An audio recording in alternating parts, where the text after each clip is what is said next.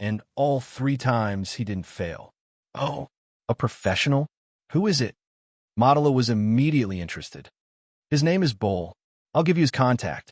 Mr. Chun, I've received Matila's call and recorded his voice. Bull had confirmed that the $2 million check was real. This made him extremely excited. It meant that his daughter's surgery fee was finally going to be paid. Moreover, he only needed to spend 2 or 3 years in prison before he could come out and enjoy life. Unlike now, where he couldn't see the future. He could only live in gangs and muddle through his days. Day after day, year after year, with no hope at all. A recording isn't enough. I need more evidence. A recording of your direct contact with him, an image of you meeting him. It's best if you can lure him to say something serious. I understand, but what should I do next? My wife will be missing for a few days, Chin said calmly. Chin had already told Fei Lai that she would be absent from work for a few days. Of course, she would be staying at the supernatural organization's headquarters for a few days. Fei Lai didn't object to this. After all, Chin was doing this to protect her and her family.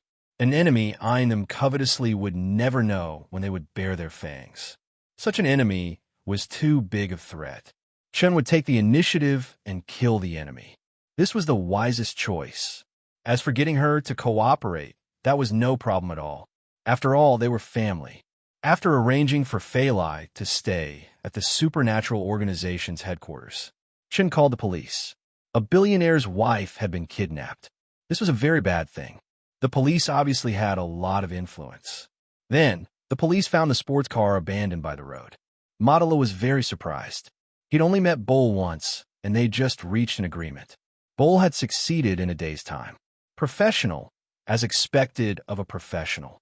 Madala couldn't wait to call Bull. You've done well, Beauregard. Where are you?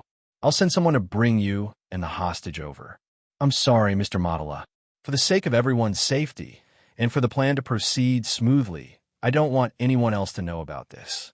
So, I won't let anyone else know about my current location other than you.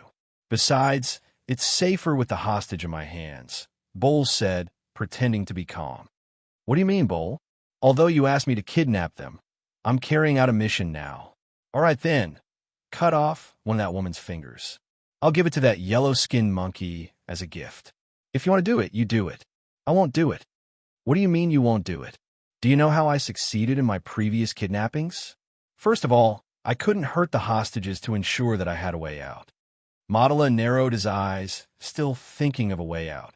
I really don't know how this idiot survived until now. He had kidnapped the wife of a billionaire. How could that guy let him go? All right then, give me your hiding place. I'll go there myself. You can only come alone. Of course, I promise. Madala had already made up his mind to go over and kill Bull as well. That way, he wouldn't leak any information. Although Borlet had insisted that he should come alone, Borlet had not, but Madala clearly didn't intend to keep his promise. After hanging up the phone, Bull dialed Jin's number. He recounted the conversation he had with Madala again. You're saying that bastard plans to go to your hiding place himself? Yes. Chen's eyes flashed. Maybe you won't have to go to jail. You'll become a hero from criminal. I don't know what you're talking about. Call the police station. Tell them that. Madala brought his men to the location Bull had given him. However, there was a rather large forest in front of them. They couldn't even tell the direction here, let alone find a cabin. This guy really knows how to hide, Madala said, spitting. At the same time, he said to his men behind him, all of you, prepare your guns and listen to my orders. Got it, boss. His subordinates answered confidently. It wasn't the first time they had done something like this with Madala. Meanwhile, in the cabin deep in the forest, Chun, Fei Lai, and Gaia were all here. Chun, Fei Lai, and Gaia were all here. Of course, Bull was here too. Bull, remember your mission. This hut used to be a resting place for hunters in the past. You came here to hunt, but you discovered that the hut was occupied. You took advantage of the time when those people left to rescue my wife. Chin took out a cut rope and threw it on the ground. Then you had a gunfight with them. This is your gun. Will the police believe me? Maybe the police won't believe you, but they believe my wife. Or do you want to follow the original script and go to jail for a few years? I'll listen to you, Mr. Chun. You won't be a criminal anymore. You'll be your daughter's hero, Chun said, patting Bull's shoulder. In an instant, Bo-Rai became excited. Huh? Chen Wei tilted her head. They're here. Get ready. Gaia, let's hide too. Okay. Gaia nodded. Fei Lai, Chen and I will be outside. Got it. Fei Lai knew that Chen wouldn't go far, so she wasn't worried at all. Chen and Gaia hid nearby, secretly observing and monitoring the situation. Bol was leaning against the window of the cabin, pointing his gun outside. Don't be so nervous, Fei Lai said, crossing her legs. Chen's nearby. It'll be fine. I heard that a few people came. I only have a gun. Bol was still nervous. He wouldn't relax just because of Fei Lai's words. I need to hold on until the police arrive. That's because you don't know my husband, Fei Lai said calmly. I hope so. Bol was still worried. After all, the enemy's bullets wouldn't stop Chen's plan. Chapter 26-23. Boss, there's a small wooden house up ahead. I think it's Bol's hiding place. Good. Load all the bullets. Kill him as soon as you see him, and then take the woman away. Madala had been searching here for half an hour. He was sweating profusely and covered in mud. This had also worn away all of his patience. Boss, I heard that the woman is very pretty. After I'm done, it'll be your turn. Madala chuckled. Suddenly, there was a gunshot. The man who had been talking and laughing with him just a moment ago suddenly exploded into a beautiful flower of blood. Madala froze on the spot in fright. His body was immediately pushed to the ground by the man. Damn, what's going on? Madala yelled. Boss, the bullet came from the wooden house, the man guessed. It should be a shotgun. It's a person. Do you know who it is? It might be a hunter. Where's Bol? Where's that bastard? Madala roared. Kill the guy in the house, no matter who he is. Shoot. Another bullet splashed the dirt around Madala. Madala quickly hugged his head and pressed his face into the dirt. Boss, that guy's Bol. I saw him. I saw his face. Bastard. That bastard. Madala was furious. Kill the traitor and kill him. Kill him. I want him to die a horrible death. Chen looked at the battlefield. At the same time, he said to Gaia, Matila's car is parked outside the forest. There are some of his cigarette butts and used tissues. How do you know? Gaia asked, surprised. I just know. Gaia already understood Chen's intention. She was more familiar with such methods than Chen. If daily items like cigarette butts and tissues were found at the scene of the crime, it would become crucial evidence. Fei Lai was also a crucial witness. Madala would not be able to escape. Looks like smoking in the car isn't just harmful to health, Gaia said, smiling. I'll go now. Hurry up. The police are not far from here. Do you need me to shoot them? As long as you're happy. Give me the gun. Not far away. Gaia pointed to the first of Matila's men who had been shot dead. His gun had also fallen to the ground. At this moment, no one noticed that a gun was flying by itself. Bol and Madala and his men were engaged in a tense exchange of shots. Oddly enough, Bol was unscathed. On the other hand, 4 of Matila's men had already been shot dead. Other than Madala, there were still 3 people left. However, they didn't know that everything about them was being manipulated by someone. Even the bullets they fired were being controlled by someone else. Every one of Matila's men who had been killed had been carefully manipulated by Chen. They were Chen's marionettes. Boss, he seems to be out of bullets. Kill your way in. I'm going to kill him.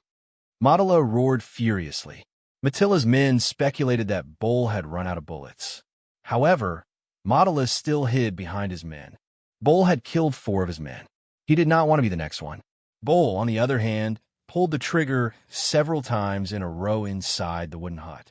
*T, I'm out of bullets. What do we do? The police aren't here yet. Bol shouted nervously. Don't worry, they'll be here soon. Just then, the door was kicked open from the outside. 3 of Matila's men rushed in first and pointed their guns at Bol. Bol, I'm going to kill you. Madala also raised his gun and pointed it at Bol. Just then, 3 of Matila's men were shot in the head without any warning. Madala was stunned. Bol was also stunned. He turned around in confusion. Looking at the 3 bodies, his face was full of confusion. There were only a few of them in the hut. Bol and the woman didn't have guns, but why were their men shot in the head? He didn't understand. Suddenly, Fei Lai said to Bol, There's still 1 bullet in his gun. You took the bullet from me without caring about yourself. Huh? Bull's chest was hit by a bullet. Modelo was dumbfounded. Why did his gun suddenly fire on its own? He didn't pull the trigger. Why did this happen? Then, loud noises came from outside. Don't move. Hands up. More than a dozen police officers had already appeared outside the hut. They saw Modelo raise his gun inside the door. Modelo stood rooted to the spot in fear, not daring to move. He had never been pointed at by a dozen guns before. He had never known how scary it felt to have a gun pointed at him. Drop the gun. Now. Now. Modelo did as he was told and dropped the gun. Then, a policeman pounced on Modelo. What are you doing? Let me go. Do you know who I am? Just then, the other police officers came in one after another. Miss, are you okay? I'm fine. Luckily, this gentleman saved me. If it wasn't for him, I'd be in big trouble. We still need your help. Can you come back with us? What about him? Phalai pointed at Bull. I think he'll be taken care of. All right then. You've all been tricked by this woman. I'm the victim. They teamed up to trick me too. Pressed to the ground, Modelo was still not obedient. How could he not realize that he'd been tricked? Bull and Chun had already teamed up. No, Bull had been introduced by Morgary. In other words, Morgary and Chun had teamed up too. But thinking about it, Morgary was a local power. How could Chun not be related to Morgary when he was rooted here? This meant that they knew each other, and they were very close. They teamed up to make him jump into a trap. Modelo only wanted to contact his lawyer as soon as possible. Phalai glanced at Modelo with a mocking expression. He still hadn't figured out the situation. It wasn't up to him now. What he said was the truth. Soon, Phalai was sent to the police station. After receiving the notice, Chun rushed to the police station anxiously. The couple acted out a bitter scene of reunion after a long separation. First, they hugged and kissed in front of everyone, then confessed. How was my performance? Phalai asked in a low voice. If possible, I'd like the Oscars to give you an award, Chun replied. Chapter 26-24. The police found a lot of evidence at the crime scene. There was also Phalai's testimony. The conflict between Chun Zhao and Modelo became key pieces of evidence as well. It had to be said that Modelo was looking for trouble. When the police searched Matilla's study, they found a document that transferred his assets for free. Thus, the police easily deduced that Modelo had kidnapped Phalai to steal Chun Zhao's assets. The document was originally prepared for Chun Zhao, but now it was Matilla's death warrant. No matter how Modelo tried to defend himself, it was useless. Moreover, when the police arrived at the small forest, they had been shot. Therefore, Matilla's crimes were added to the list. Assaulting a police officer, attempted murder, kidnapping for ransom, and unfair business competition. Moreover, his past crimes were investigated one by one. It was not an exaggeration to say that Modelo would be kicked when he was down. With the help of some people with ulterior motives, Modelo quickly turned from a billionaire to a notorious villain. On the other hand, Bull went from a street thug to a hero. Chun Zhao had the right to thank Bolai for it. Bull did not think that he would have such an encounter. He had been prepared to go to jail. But the result was completely different from what he had expected. Not only had his identity changed, but his social status had also changed. Before, he had only been a thug living in the slums. Now, he no longer had to worry about money. He no longer had to worry about his daughter's surgery fees. He no longer had to worry about his precarious life. Chun Zhao pushed open the door and saw Bull lying on the bed. Hearing the door, Bull turned his head and saw Chun Zhao walking in. Bull wanted to sit up immediately. Smiling, Chun Zhao placed the bouquet in the vase beside him. Mr. Chun. Yes, lie down. No need to sit up. Chun Zhao pulled a chair over. Bull was about to speak, but Chun Zhao suddenly waved his finger. Wait. Chun Zhao found a bug under Bull's bed. It's done, Chun Zhao said, smiling. Mr. Chun, this is nothing. Modela is rich too. It's easy for him to bribe the doctors or nurses here. Then, it's just a small toy, Chun Zhao said nonchalantly and crushed the bug. Chun Zhao was surprised that he could discover the bug. To be precise, he had discovered the weak electric current emitted by the tapping device. Your performance was very good, even better than I expected. Bull was afraid of Chun Zhao. because it seemed like Chun Zhao had already left that day. However, Bull knew that Chun Zhao had been secretly controlling the situation. He didn't know how Chun Zhao did it either. But during the gunfight, he seemed to have become a sharpshooter. Bull had killed 5 of Matilla's men with a mere shotgun. As for the last 3, their heads exploded without any warning right in front of him. After all, there was not a single bullet in his shotgun at that time. Plus, he and Fei Lai were unarmed in that small wooden hut at the time. In that kind of situation, the other 3 inexplicably had their heads explode. This was also his greatest confusion. Of course, he didn't get to the bottom of this. After all, Chun Zhao wouldn't tell him so easily. Mr. Chun, it's what I should do. What should be done? That wasn't justice. Chun Zhao only smiled faintly. There's nothing that you should or must do. It's just a choice, but you made the right choice. Chun Zhao stood up again. This is my phone number. If you need me in the future, I can help you with one thing. At least in a qualified world, I should be able to solve most things. Of course, the prerequisite is that your request doesn't conflict with my principles. Chun Zhao stood up again. Bull silently put the number away. Chun Zhao turned and left. Then he went home, because of Fei Lai's special experience. Robio gave Fei Lai a few days off. Home is still the best. Fei Lai leaned against the oak tree, enjoying the lake breeze. Just then, Portia jogged over. Fei Lai, congratulations for coming back safely. Thank you. Huh, where's Zephyra? Didn't she come to work today? Chun Zhao asked. 2 days ago, Revela's face was full of anxiety. However, she happened to hear that Miss Fei Lai had been kidnapped, so she asked me to help her apply for leave. She left in a hurry, Portia said. Boss, could Revela have encountered some trouble? Chun Zhao picked up the phone and called Zephyra, but the call didn't go through. It was outside the server's range. Chun Zhao could only put down the phone helplessly. Did Zephyra leave any way to contact you? No. Chun Zhao's heart became heavy again, because he had to get rid of Matila 2 days ago. Thus, Chun Zhao hadn't paid attention to other problems. He'd promised Zephyra that he would help her, but because of Matilla's matter, Chun Zhao had neglected Zephyra. Moreover, Zephyra was a strong-minded person. She would hardly ask for help from others casually, and when she really opened her mouth, that would be when she was in big trouble. She would only speak when she had no other choice. Chun, did something happen to Zephyra? A few days ago, Zephyra said that there's a very powerful enemy. She's not confident if she's alone, Chun Zhao said seriously. Portia was beside him, so Chun Zhao didn't explain too clearly. However, Fei Lai could roughly understand what Chun Zhao meant by powerful enemy. Is there a way to find her current location? Maybe I can find the organization behind her. Chun Zhao had no clue now. He could only find clues from the Dragon Slayer organization behind her. Although Zephyra had already left the organization, the information she'd received should be from the organization. However, the information she obtained should have been obtained from the Dragon Slayer organization. Thus, the organization should know where Zephyra was. However, to contact the organization, Chun Zhao needed the supernatural organization's help. I'm going out, Chun Zhao said. Go and bring Zephyr back safely. I'll try. Chun Zhao hurried to the supernatural organization. However, Chun Zhao didn't have high hopes for this. The supernatural organization was now considered the top supernatural organization in North America. In the entire world, it could be considered a second-tier organization. But purely in terms of strength, foundation, and intelligence, it was the weakest.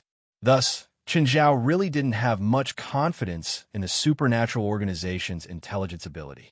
9 Heavens Divine Emperor. Chapter 26-25. President, I've heard of the Dragon Slayer Society, West said, but they're very mysterious and have almost no connection to the spiritual world. It won't be easy to find them. Okay, try your best. I'll see if I can get more information from other places. Chun believed that if the supernatural organization had enough time, it was not impossible to find out about the Dragon Slayer Society. But the key problem was that Chun did not have time to wait for information from the supernatural organization. More accurately, Refer did not have that much time. So, Chun could not pin his hopes on the supernatural organization. After leaving the supernatural organization, Chun called Zhang Tianyi. Hey, old Zhang, Do you know about the Dragon Slayer Society? Yes, why? Zhang Tianyi sounded very unfriendly. You have a grudge against the Dragon Slayer Society? Of course. The Dragon Slayer Society chased after my granddaughter-in-law. Do you think I have a grudge against them? Ugh. Then do you know where to find the Dragon Slayer organization? Are you going to cause trouble for them? Not in theory. Then in reality? No. No. I'm not familiar with them. Really? With the grudge between us, if I could find them, are you sure they'd still exist? Can't you find them? I don't. Ask Blood Mary or Bifla. Chen hung up in disappointment. Then, he called Bifla and 23rd generation Blood Mary. However, the two did not have any information about the Dragon Slayer Society. Chen thought that the Dragon Slayer Society should be a famous organization. Therefore, he should know quite a lot of people. But after walking around, he realized that the Dragon Slayer Society was not as strong as he thought.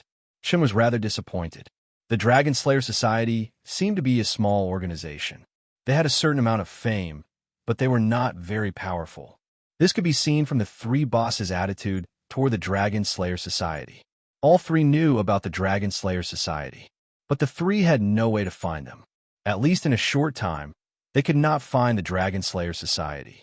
Either the Dragon Slayer Society was so well hidden that even they could not find them, or the three bosses were not interested in them, so they did not even need to contact them. At this moment, the Marks family's territory was completely shrouded in fog. This was no longer the Sunny Manor.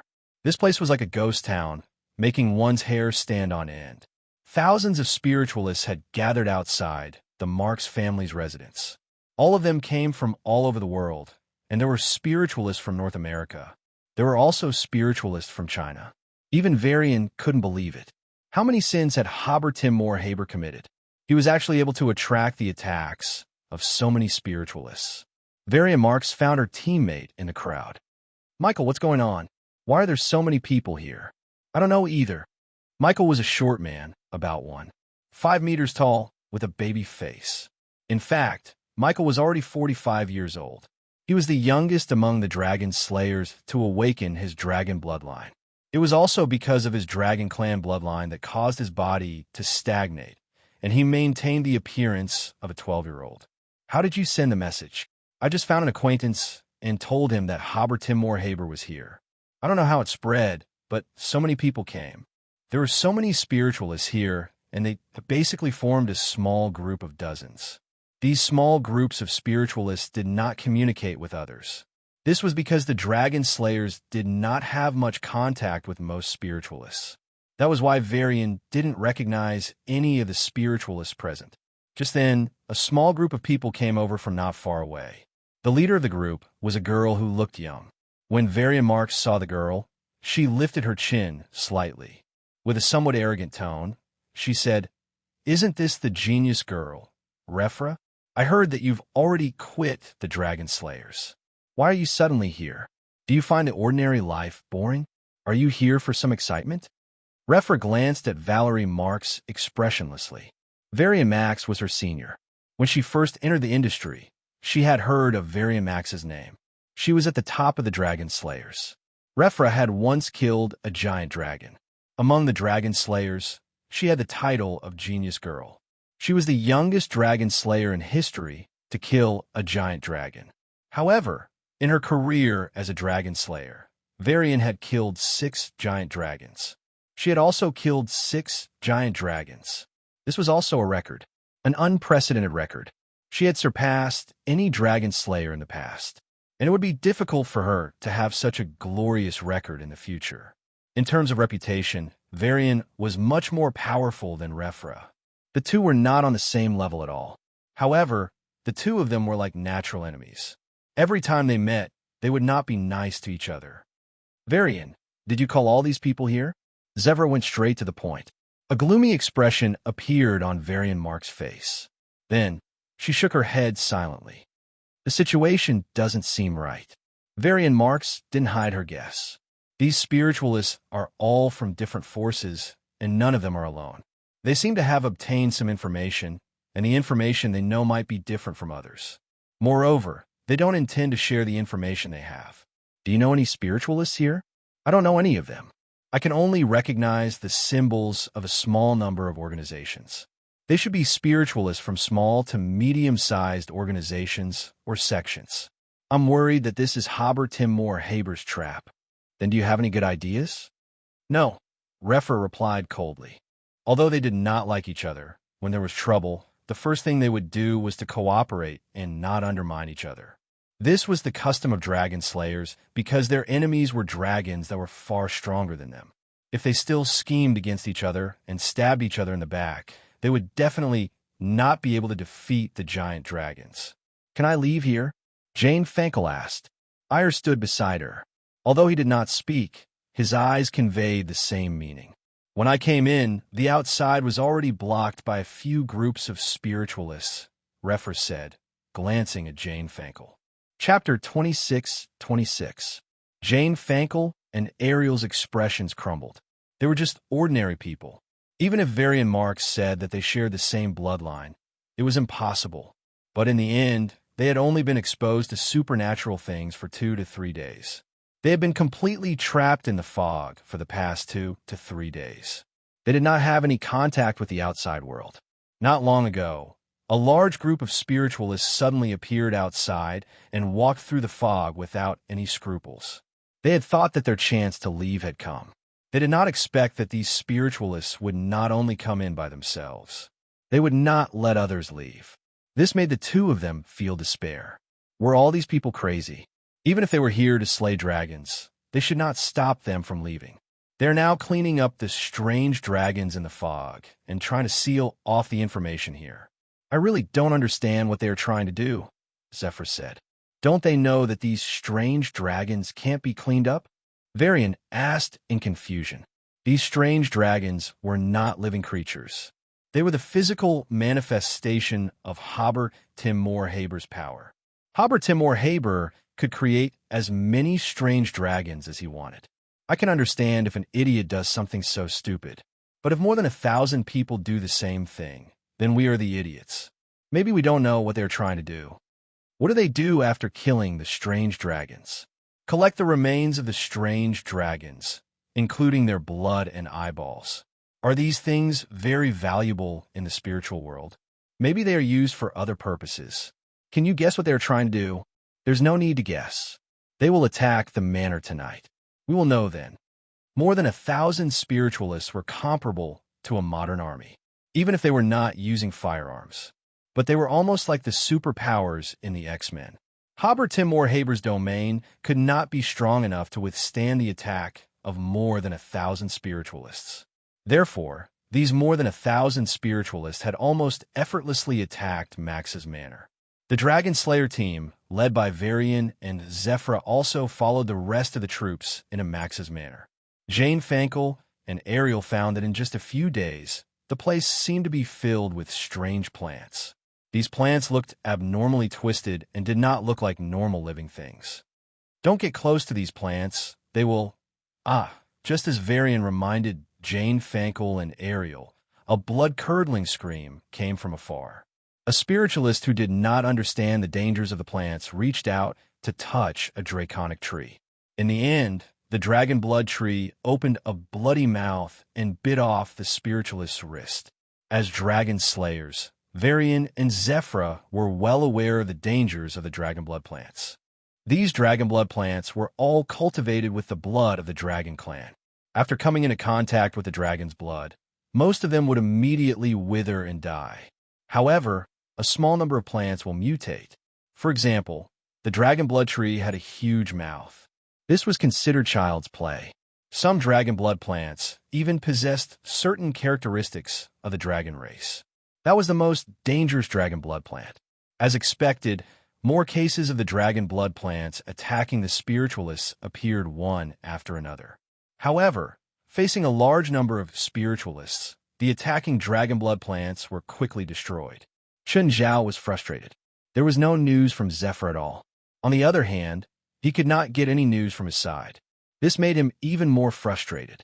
Chun Zhao planned to find a place to vent his frustration. In reality, there weren't many places where Chun Zhao could vent his frustrations. Thus, he chose the Tower of Trials. He hadn't been to the Tower of Trials in a while. He had passed the 9th level. However, he did not enter the 10th level. This was because the handsome guy had once said that the difficulty of the Tower of Trials would increase exponentially with each level he went up. Last time, Chun Zhao had brought more Raz to the 9th level. If he teamed up, the difficulty would increase again. When he entered the 9th level alone, he was only a dragon. However, after teaming up with more Raz, he became a 3-headed dragon. The difficulty of 3 dragons was not 3 times higher, but at least 5 times higher. Chun Zhao had improved a lot since the last time he passed the 9th level. He was confident that he could pass the 10th level. Chun Zhao went to the headquarters, planning to find someone to team up with. It should not be difficult to pass the 10th level alone. Just as Chun Zhao was thinking about who to bring in, he saw Lindsay Beyonce sitting on the grass with a wretched expression. "Hey, Lindsay, what are you doing?" "It's none of your business." Lin Beyonce's attitude was still as rude as before. "How about going to the Tower of Trials with me? I barely passed the 1st level alone. It'll be much more difficult if I team up. I don't want to die with you." Lindsay had heard from her friends how powerful Chun Zhao was every now and then, but she had never seen it with her own eyes. But she hadn't seen it with her own eyes, so she thought it was just Chun Zhao's subordinates bragging. She had experienced the Tower of Trials many times. She knew how difficult the Tower of Trials was. "Don't you want to go to the top level? I'll take you there." "I don't want to. If you want to die, you can do it yourself." Lin Beyonce refused without hesitation. "That's not up to you." Chun Zhao grinned. "What do you do if I don't go?" The next moment, Lindsay realized that Chun Zhao could really do anything without her permission. She couldn't do anything about it. She realized that she was bound. Not only was his body bound by an invisible hand, but his body was also restrained. Her body was also floating. "You asterisk shoal, what do you want?" "Team up with me, of course." Fine. Let go of me, and I'll agree." "Damn asterisk shoal."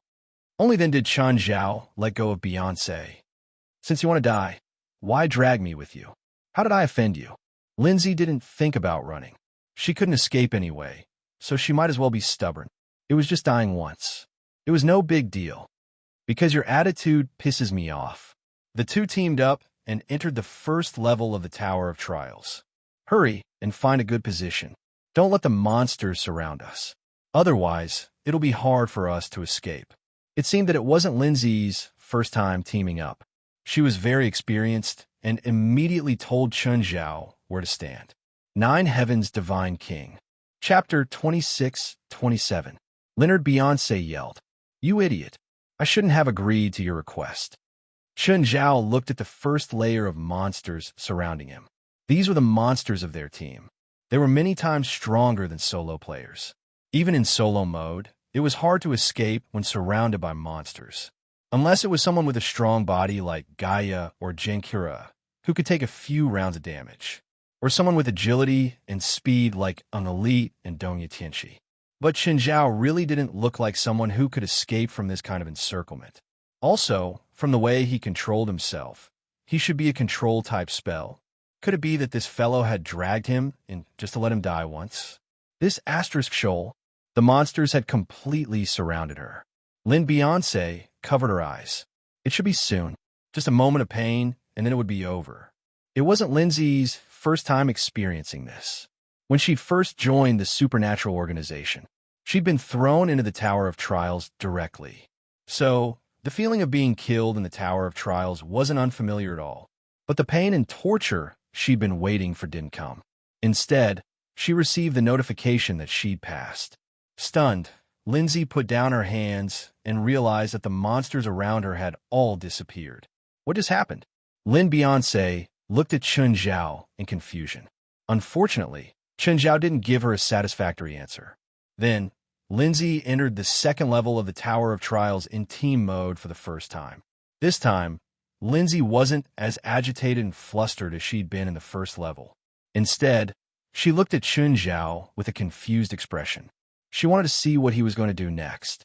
Once again, the monsters surrounded him in a dense crowd. Chun Zhao remained expressionless as he calmly looked at the monsters surrounding him. Lin Beyonce was so nervous that she was about to explode. But Chun Zhao was still unmoved. He watched as the monsters got closer and closer. Chun Zhao finally raised his hand. He extended 2 fingers from his right hand and pressed down. Whoosh! At that moment, Lycée Beyoncé was blinded by blood. Everything was dyed red. All the monsters, hundreds and thousands of them, were crushed into meat paste in an instant. Blood splattered everywhere. All of a sudden, Lin Beyoncé was furious. Everyone's hair stood on end. She felt as if her breathing was about to stop. It was so painful that he couldn't breathe. All of them were painstakingly fighting against these monsters. But Chun Zhao only used 2 fingers to stop the battle. Then came the 3rd layer, and the result was the same. 4th floor, 5th floor, 6th floor, 7th floor, 8th floor. Lin Beyoncé felt that Chun Zhao might have mastered some kind of bug. That was why he was able to clear the stage so easily. Yes, that's right, it must be a bug. Finally, he reached the 9th floor. Chun Zhao was not too surprised. 3 dragons. When the 3 dragons appeared before Chun Zhao, Beyoncé found it hard to breathe again. The overwhelming pressure made it hard for her to breathe. Facing an enemy of this level, Chun Zhao's small world's gravity was useless. Dragons' physical and magic resistance were basically at the pinnacle of all creatures. Putting aside the special existences of certain species, they were the strongest creatures. Chun Zhao looked at the 3 dragons. The 3 dragons immediately began to attack in a frenzy. Move away. Don't let the dragon blood touch you. It'll be troublesome. Lin Beyoncé couldn't move at all. She couldn't move under the pressure of the 3 dragons. Forget it. Chun Zhao walked forward. The next moment, Chun Zhao's figure suddenly disappeared from the spot. The next moment, a dragon fell from the sky. However, the way he landed was not a normal landing. He fell with a crooked neck. Chun Zhao was on the dragon's crooked neck. Just now, Chun Zhao had broken the dragon's neck with 1 kick. Then he looked up at the 2 dragons in the sky. Chun Zhao lifted his hands and pulled hard. Get down. Chun Zhao's small world's gravity couldn't crush them to death, but it was still powerful enough to pull them down from the sky. However, to Chun Zhao's surprise, he only managed to pull down 1 dragon. The other dragon was the largest. He actually managed to control his body and didn't fall right in front of Chun Zhao. Chun Zhao didn't mind. Hundreds of small black balls appeared around Chun Zhao. It directly hit the body of the falling dragon. In an instant, the giant dragon was riddled with holes. Chun Zhao's gaze landed on the large dragon at the end. He condensed another 100 small black balls. The dragon was terrified by Chun Zhao's power, but it didn't panic. However, he did not panic. Instead, he formed a barrier around him. Bang, bang, bang. The deafening sound reverberated continuously. The small black balls collided with the barrier. Chun Zhao's black balls actually didn't break through the barrier. This surprised Chun Zhao. This dragon was clearly much stronger than the 2 he'd killed before.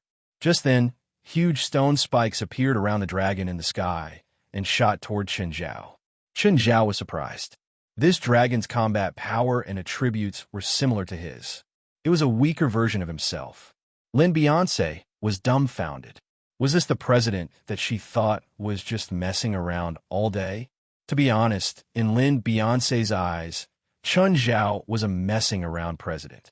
Sometimes she even suspected that West had made Chun Zhao a mere figurehead, because in the supernatural organization, West could give all orders. On the other hand, Chun Zhao was more like air. In the organization, West was more like a president.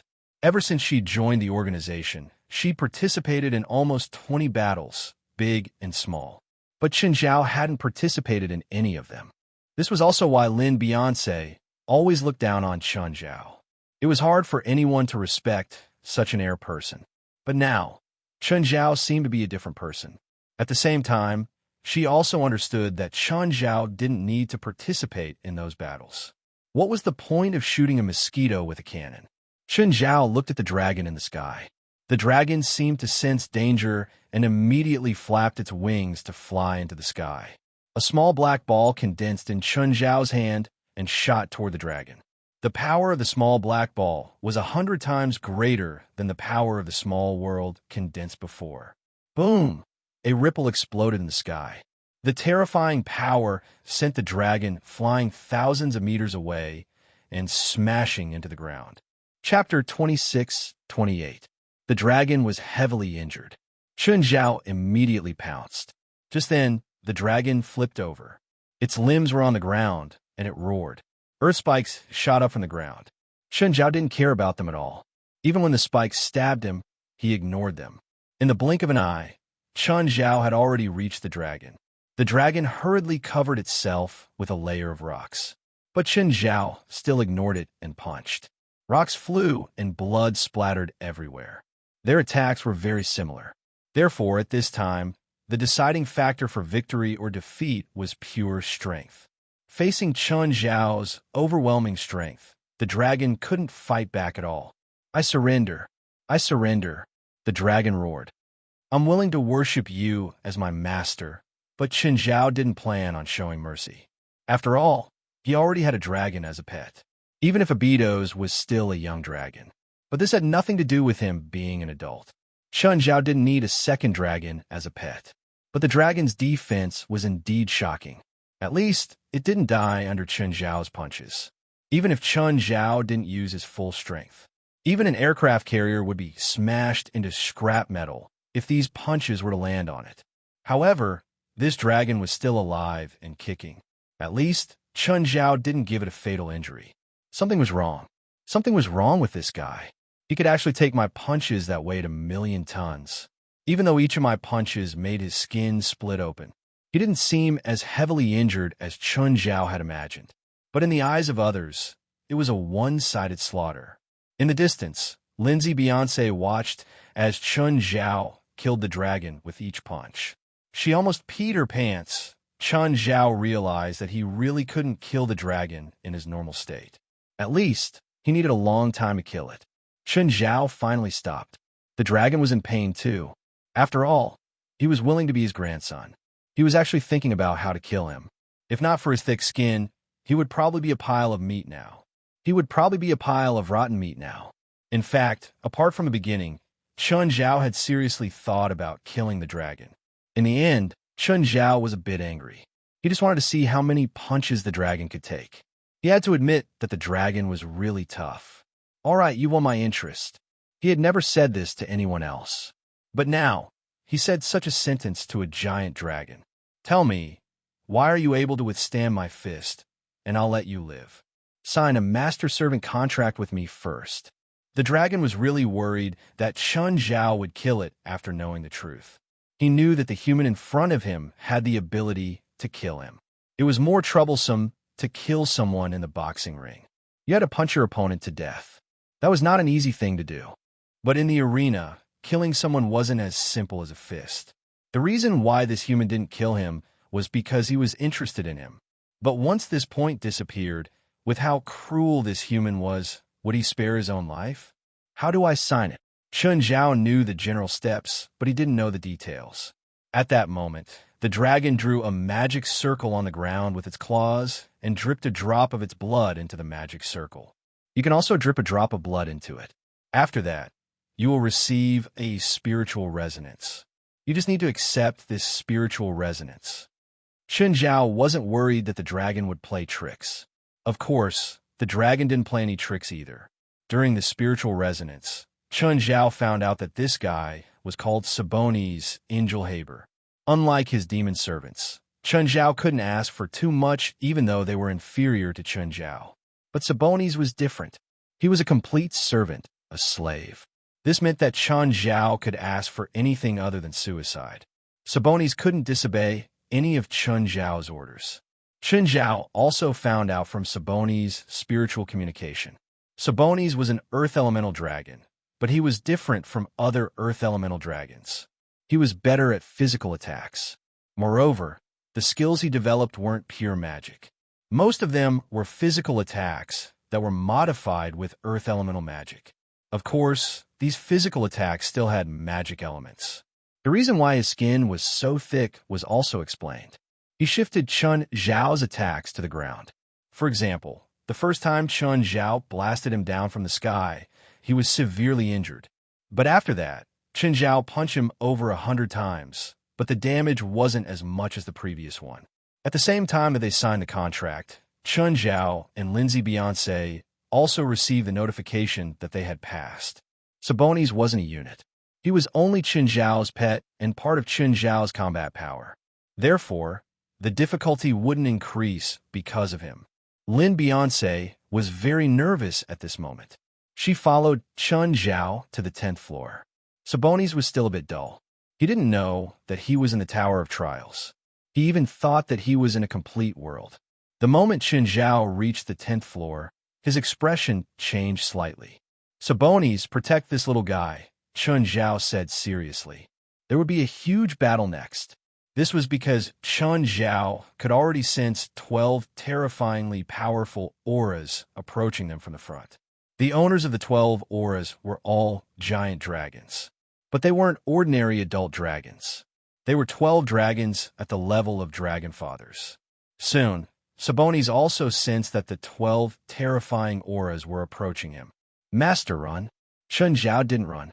Instead, he stood there expressionlessly. Around him, 12 small black balls started forming. Level 1 and 2 of the primordial regression technique. Lindsay Beyonce looked at Chun Zhao, who wasn't far away. He seemed to be preparing to run. What's he doing? Is he preparing for a 100-meter sprint? Lindsay Beyonce asked, pointing at Chun Zhao's back, confused. What's a 100-meter sprint? Sabonis asked, confused. He also found Chun Zhao's action strange, but he was more curious about the 100-meter sprint. After all, he'd been trapped on the 9th floor his entire life and didn't know the outside world at all. Chun Zhao took a deep breath and kept staring into the distance. It's here. 9 black dots appeared in the distant sky. Because they were too far away, he could only see 9 dots. Chun Zhao still didn't move. He continued to observe. If he could sense them, they could definitely sense him too. Chun Zhao didn't have an advantage in terms of perception. Plus, there were 12 giant dragons, and he was just one person. Therefore, Chun Zhao didn't plan on a sudden attack. It was meaningless. Chun Zhao had his own plans. Chapter 26-29. It was a pistol that could shoot 100 meters away. Shooting from 100 meters away and shooting from 10 meters away were two different concepts. A well-trained soldier would have a short time to react if he was targeted from 100 meters away. But if he was targeted from 10 meters away, he could dodge. Right now, Chun Zhao was a bullet. A loaded bullet was about to be fired. Chun Zhao watched as the 12 dragons approached. He tore open the air. The terrifying airflow almost made Lin Beyonce lose her balance. In the blink of an eye, Chun Zhao had disappeared. The moment the 12 dragons approached, Chun Zhao had already locked onto a target. It was a golden dragon. Chun Zhao's strategy was simple. He just had to go all out. Using his advantage in speed, Chun Zhao crashed into the golden dragon. The golden dragon drew a beautiful arc in the air and fell with Chun Zhao. The other 11 dragons wanted to come and help, but 11 of the 12 black balls around Chun Zhao shot at them. Only a small black ball was still circling around Chun Zhao. Before the golden dragon could react, Chun Zhao pried open the dragon's mouth and stuffed the black ball inside. Destroying any enemy from the inside had always been the most effective way to defeat them. Even dragons were no exception. The golden dragon's surface was covered in a gold-like substance. They had a defense that was far superior to other creatures, and even far superior to other dragons. But their internal structure wasn't much stronger than other dragons. Boom! Large amounts of dragon blood spurted out of the golden dragon's mouth, nose, and ears. Then, the golden dragon lowered its head and rolled on the ground a few times. It flapped its wings a few times and then stopped moving. Lin Beyonce and Sabonis were dumbfounded. Chun Zhao killed one just like that? It was especially so for Sabonis. He knew that even the smallest of the 12 WIRMS was 10 times bigger than him. He knew how terrifying their strength was. How much stronger were those dragons than you? Maybe a dozen like me can't beat any of them, Sabonis answered after a moment of hesitation. Then how did he kill one in such a short time? Holding the dragon head, Chun Zhao stuffed it into his spatial ring. Although there were as many dragons as one wanted, there were not many dragons at the level of the Dragon Father. In the real world, Chun Zhao killing a dragon father would cause a huge uproar. There was even a strong backlash from the dragon race. But here, no one knew. Moreover, it was not something that could be done just by drinking a mouthful of water to kill a dragon father-level dragon. Since one of their companions was killed, the other dragon fathers and giant dragons were naturally unhappy. They were not below the 9th floor of the training tower. They were created by the rules of the training tower. The 9th floor and the checkpoints above the 9th floor were all filled with real life. Therefore, if they didn't kill one, they would really die. Chun Zhao kicked off the ground and shot out. However, none of the remaining 11 dragons that were at the level of Dragon Father were easy to deal with. Even Chun Zhao would not be able to win easily against a dragon of the same level as the Dragon Father. Phantom. Right at this moment, a relatively smaller giant dragon uttered a cry in the dragon language. Its body flashed, and 5 identical giant dragons appeared. I see you. Chun Zhao targeted the first one and pounced at it. But in the end, his punch missed and hit the air.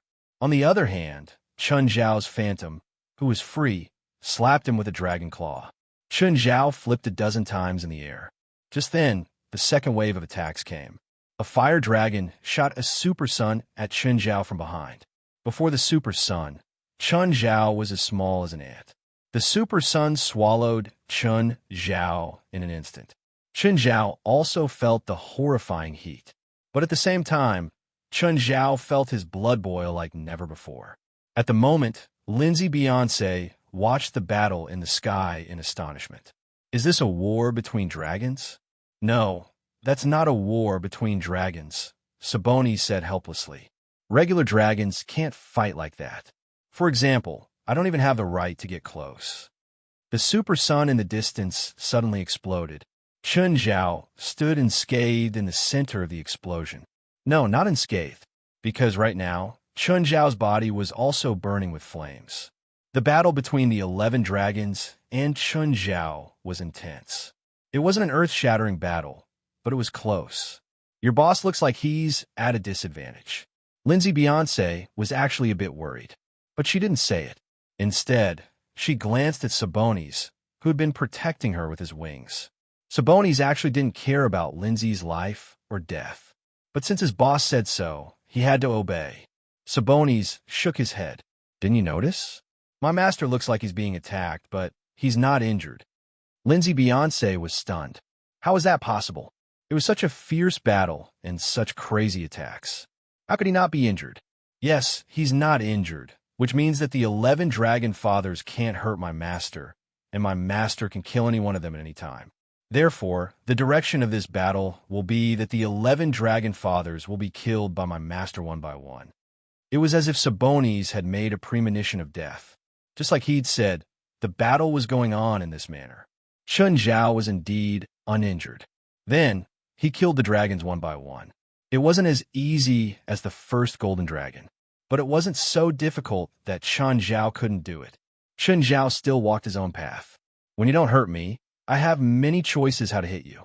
These dragon fathers had lived for at least 1,000 years, but they'd never met such a difficult opponent. But there was one thing that they were stronger than Sabonis. That was their tenacity and courage. At least, when there were only 3 dragons left, they didn't cower. They still fought Chun Zhao bravely until the last moment. Chun Zhao could tell that they hadn't lost their minds. They were just looking at death calmly. That was all. Chun Zhao stretched and looked up at the sky. He was considering if he should go to the 11th level in one go. He just fought against the 12 dragons at the same level. Chun Zhao hadn't used his full strength. He'd only used the 2nd level of the primordial regression technique and kept the 3rd level. How big was the difference between the 9th and 10th level? It wasn't a difference that could be described by multiples. There were 3 regular dragons on the 9th level, but there were 12 dragons at the same level as the dragon fathers on the 10th level. It was 4 times more than that. Chapter 2630. The 10th floor was more than 100 times harder than the 9th floor. If the difficulty increased according to this, then the difficulty of the 11th level would be 100 times that of the 10th level. And how much could the 3rd level of Chun Zhao's primordial regression technique increase his battle power? At most, it wouldn't exceed 30 times. ever since Chun Zhao used the Divine Power Potion. Chun Zhao's combat ability, from basic to advanced techniques, had all improved. Even without activating the second level of the Primordial Regression technique, his battle prowess was already equivalent to that of the past. And after activating the second level of the Primordial Regression technique, his battle prowess was close to the third level of the Primordial Regression technique. The third level was several times stronger than before. Chun Zhao's level didn't increase, but Chun Zhao's combat power increased very quickly. At the very least, Chun Zhao was confident that if he encountered another gathering of demon lords like last time, he wouldn't have to flee so pathetically. He couldn't guarantee that he would be able to kill a few of the enemy greater demon overlords, but he could at least guarantee that the enemy wouldn't be able to obtain any benefits. If the opponent was just a demon lord, Chun Zhao had a 90% chance of killing him. However, he didn't have the confidence to face more than one greater demon lord. This was because every greater demon overlord had their own trump cards and life-saving trump cards. So, Chun Zhao had to fight against 2 or more demon lords. Basically, all he could do was protect himself. If he was lucky, it wouldn't be a problem to kill 1 or 2 of them. Chun Zhao was confident in normal methods. However, every greater demon lord had a nuclear switch in their hands. Chun Zhao was not afraid of a demon lord's nuclear weapon. But even Chun Zhao wouldn't feel good if he was hit by one. After all, when the greater demon overlord had been building a party, the demon overlord had not been able to do so. After being shot by Chun Zhao's nuclear weapon, most of the demon lords were sent to meet Lucifer. So, in terms of regular combat power, Chun Zhao could chase after a large group of demon lords and stab them in the ass. But if 2 great demon lords came and threw the nuclear switch in front of him, he would also be terrified. It was precisely because Chun Zhao had his own nuclear weapons that he knew how scary they were.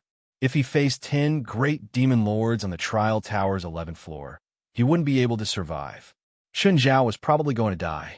Thus, after much consideration, he decided to give up on the 11th floor for now. According to the increase in difficulty, the 11th level would probably be 100 times more difficult than the 10th level. If there was another lord's gathering, Chun Zhao would break down and want to kill himself. Thus, in order to clear the Trial Tower's 11th floor, the first thing to do was not to increase one's combat power. It was resistance. Chun Zhao was even considering if he should use some channels to create something that could cause a world war. Then, he could find a quiet place to play. To be honest, this idea was scary, but it also made Chun Zhao's heart race. Chun Zhao finished off the 12 Dragon Fathers, leaving nothing behind. Then he landed before Lindsay Beyonce and Sabonis. Now, Lin Beyonce could no longer face Chun Zhao as arrogantly as before. She would never think of such a stupid idea again. Seized by West. Ha! West's old bones couldn't even withstand one of Chun Zhao's fingers. Sometimes, the so-called seizing of power was based on the fact that the 2 sides were equal in strength. However, when the strength of the 2 sides in the game was not on the same level, it could only be regarded as authorization. You can have what I give you. You can't take it if I don't give it to you. However, when a giant dragon appeared in the headquarters of the supernatural organization, many people were shocked. Everyone stared at Sabonis as if they were facing a great enemy. But when they saw Chun Zhao, they all heaved a sigh of relief. All of them together couldn't handle an adult dragon, but Chun Zhao was different. Even if 100 dragons came, Chun Zhao could take them all. When they realized that the dragon was Chun Zhao's pet, they were even less surprised. Anyway, they all knew that Chun Zhao's family already had a young dragon. It seemed to be called a Betos. It was still very young. At least to an adult dragon, a Betos was about the size of a lizard. But to a normal person, it was basically a monster. Sabonis, can you turn into a human? Human?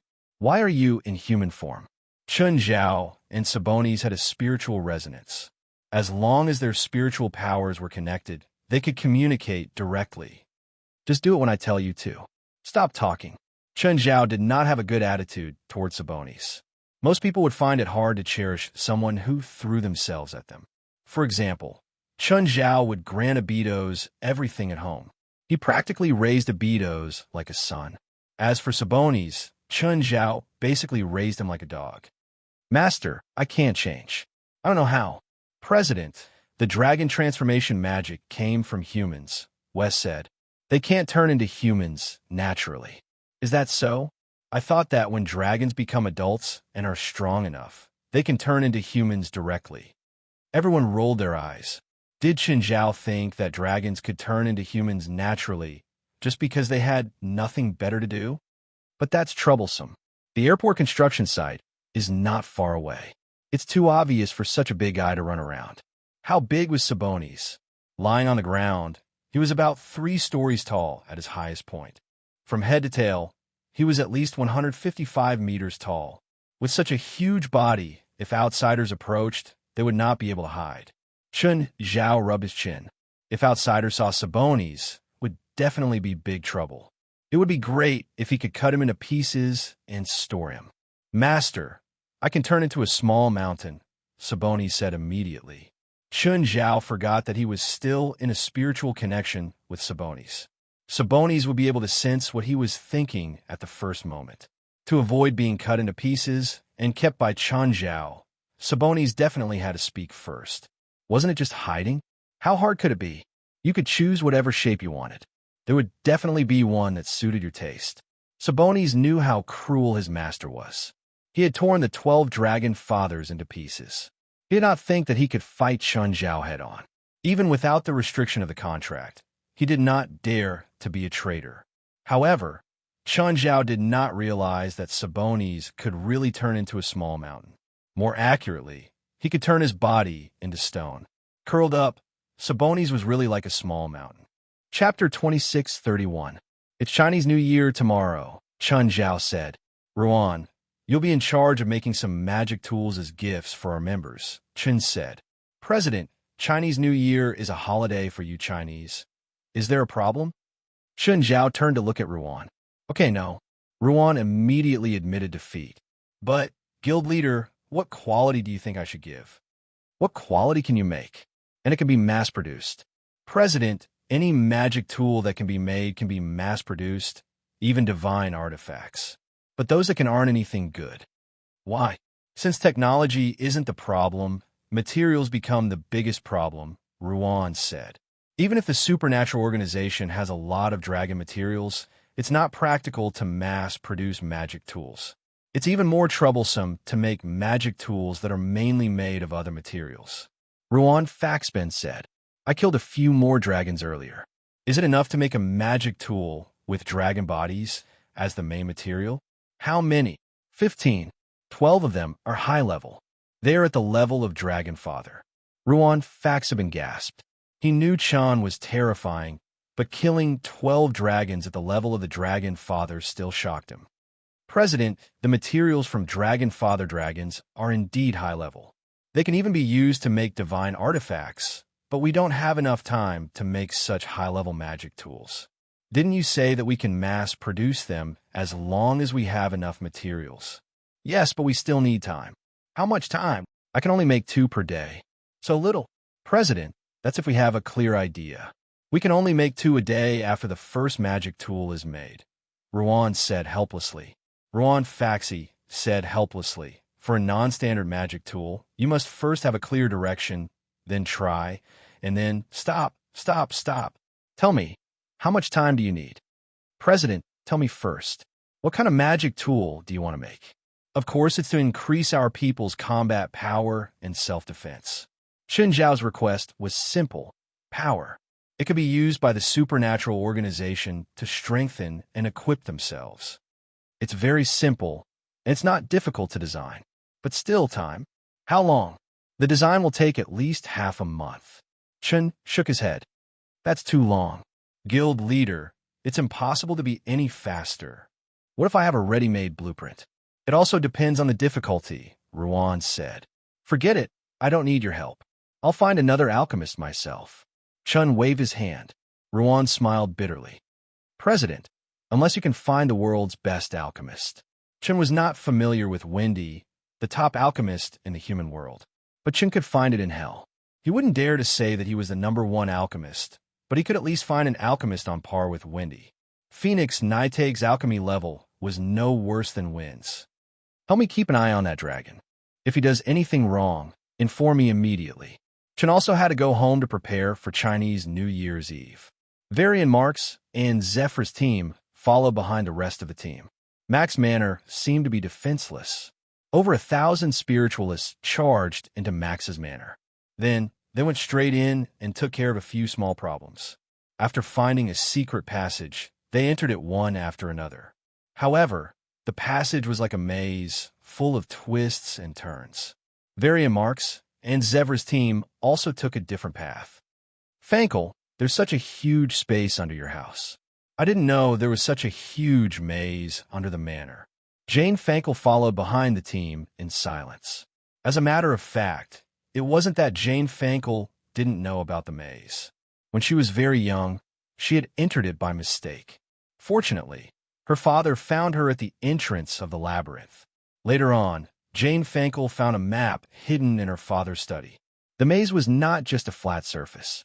It was a three-dimensional maze with many layers from top to bottom.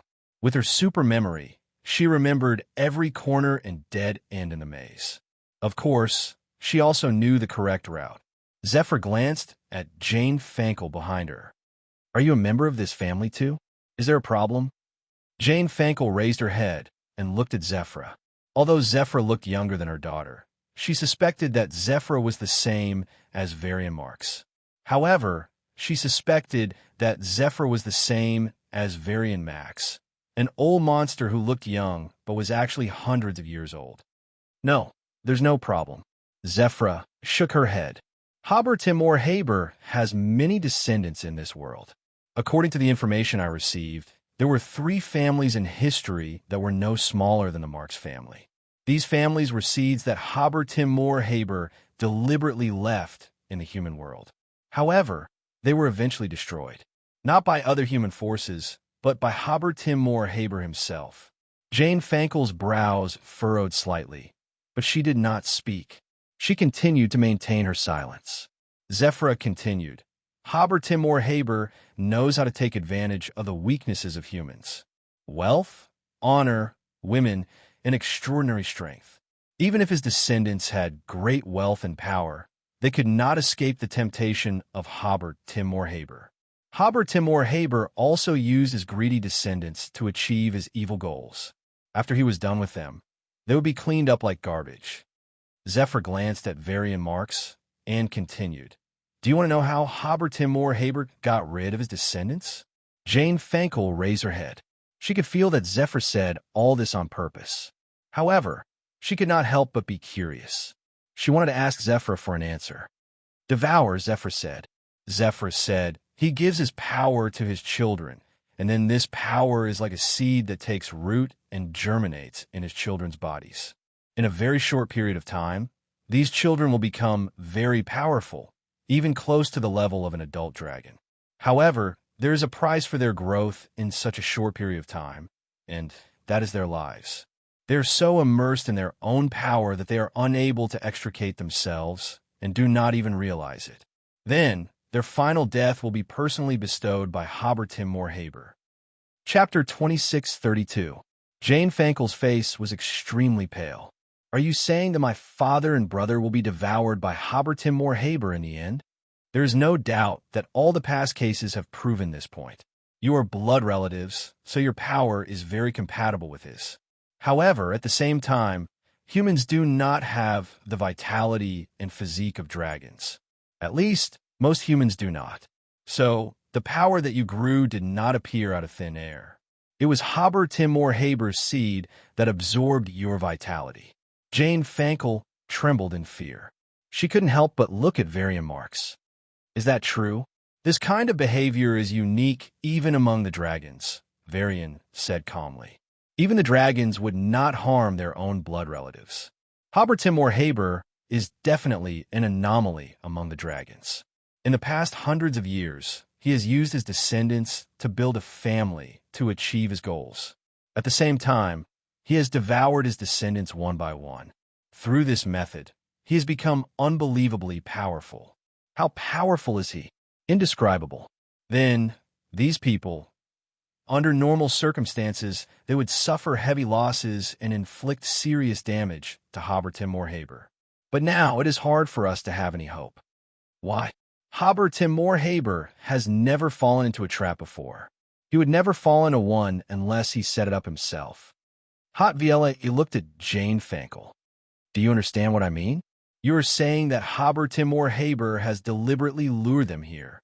Although we still don't know what Haber Timur Haber's goal is, I'm sure that he spread the news on purpose to lure these spiritualists here, Varian Marx said confidently. Maybe they're all Haber Timur Haber's dinner. I know the correct way to this maze, Jane Fankel said. Everyone's gaze landed on Jane Fankel. However, I want you to rescue my father and brother.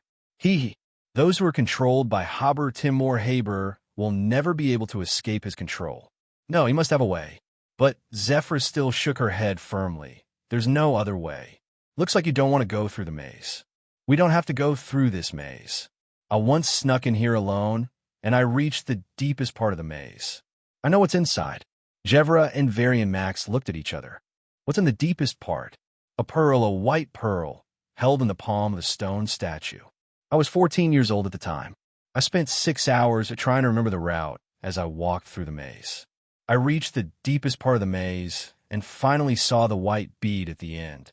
However, when I got close to the bead, I could barely stand. It was as if I was forced to kneel on the ground by an invisible force. Dragon Ball?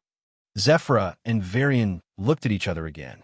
What Jane Fankel described was very similar to what they knew about the Dragon Ball. But very few Dragon Balls have draconic aura, Zephyr said. It should be a high-level Dragon Ball. Haber Timur Haber's goal is probably the Dragon Ball. That doesn't make sense. If he wanted the Dragon Ball, he could have gotten it himself. Maybe the Dragon Ball was already in his possession. Why did he have to play so many tricks? Or the Dragon Ball isn't something he can take freely. Something is protecting him, and if he wants to get the Dragon Ball, he has to defeat the Guardian.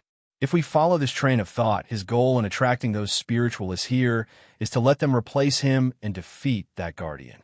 Then, he can reap the benefits without doing anything. That's possible. But why wasn't she attacked? Since she was already close to the Dragon Ball, she should have been attacked by the Guardian.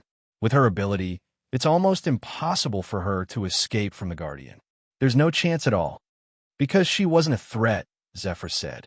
She was probably intimidated by the draconic aura of the Dragon Ball, so she was not considered a threat. According to this logic, the Guardian of the Dragon Ball isn't a living creature. It's more like some kind of program, such as a gargoyle or a puppet. They will judge by themselves whether a creature close to the Dragon Ball is a threat. There's nothing in the deepest part of the labyrinth, Jane Fankel said. There's only a stone statue holding a Dragon Ball in the open field. And that stone statue was almost rotten, and it was only the size of an ordinary person. It was impossible for it to be a puppet or a gargoyle, like you said Jen Fankel. As an ordinary person, you can't understand magic puppets or gargoyles. They might be around you, but you don't know about them. Or they need some kind of ritual or appear when necessary. Don't judge the world of magic with ordinary people's knowledge. Great Dragon Slayer. You can't even find the right way out of this labyrinth. Why do you have to be proud in front of me? At least you have something to ask of us now, Zephyr said disdainfully, glancing at Jane Fankel. She didn't want to bicker with Jane Fankel. It was meaningless. But what I want, you can't do it either, can you? You don't need to provoke us. Your father and brother are doomed to die. Only by stopping Haber Timur Haber's plan can they live a little longer. Once Haber Timur Haber achieves his goal, your father and brother will die even faster. For us, not stopping Haber Timur Haber is already the norm. We don't lose anything, and we're already used to it. But for you, it's not the same. Jane Fankel's face stiffened. Finally, she sighed. I'll take you to the deepest part, Zephyr said. Actually, there's a way. What way?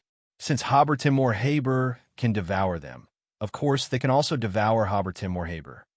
Chapter 26:33. Although it was only the 29th, Chen had already started greeting them one by one. Happy New Year, handsome. Happy New Year. I know it's your biggest holiday. I'll bring you a New Year's present next time I go to hell. Oh, do I need to prepare some red envelopes for you? That's for juniors. We're not juniors. Fine.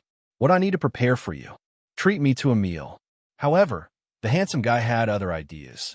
After thinking for a long while, he said, I know what you need. What do I need? I don't even know myself. Do you? I remember you adopted a dragon, right? Yes. Is the person with the summoning magic array from last time there? Yes, I am. Tell him to summon it. I'll have a demon bring it over. Okay.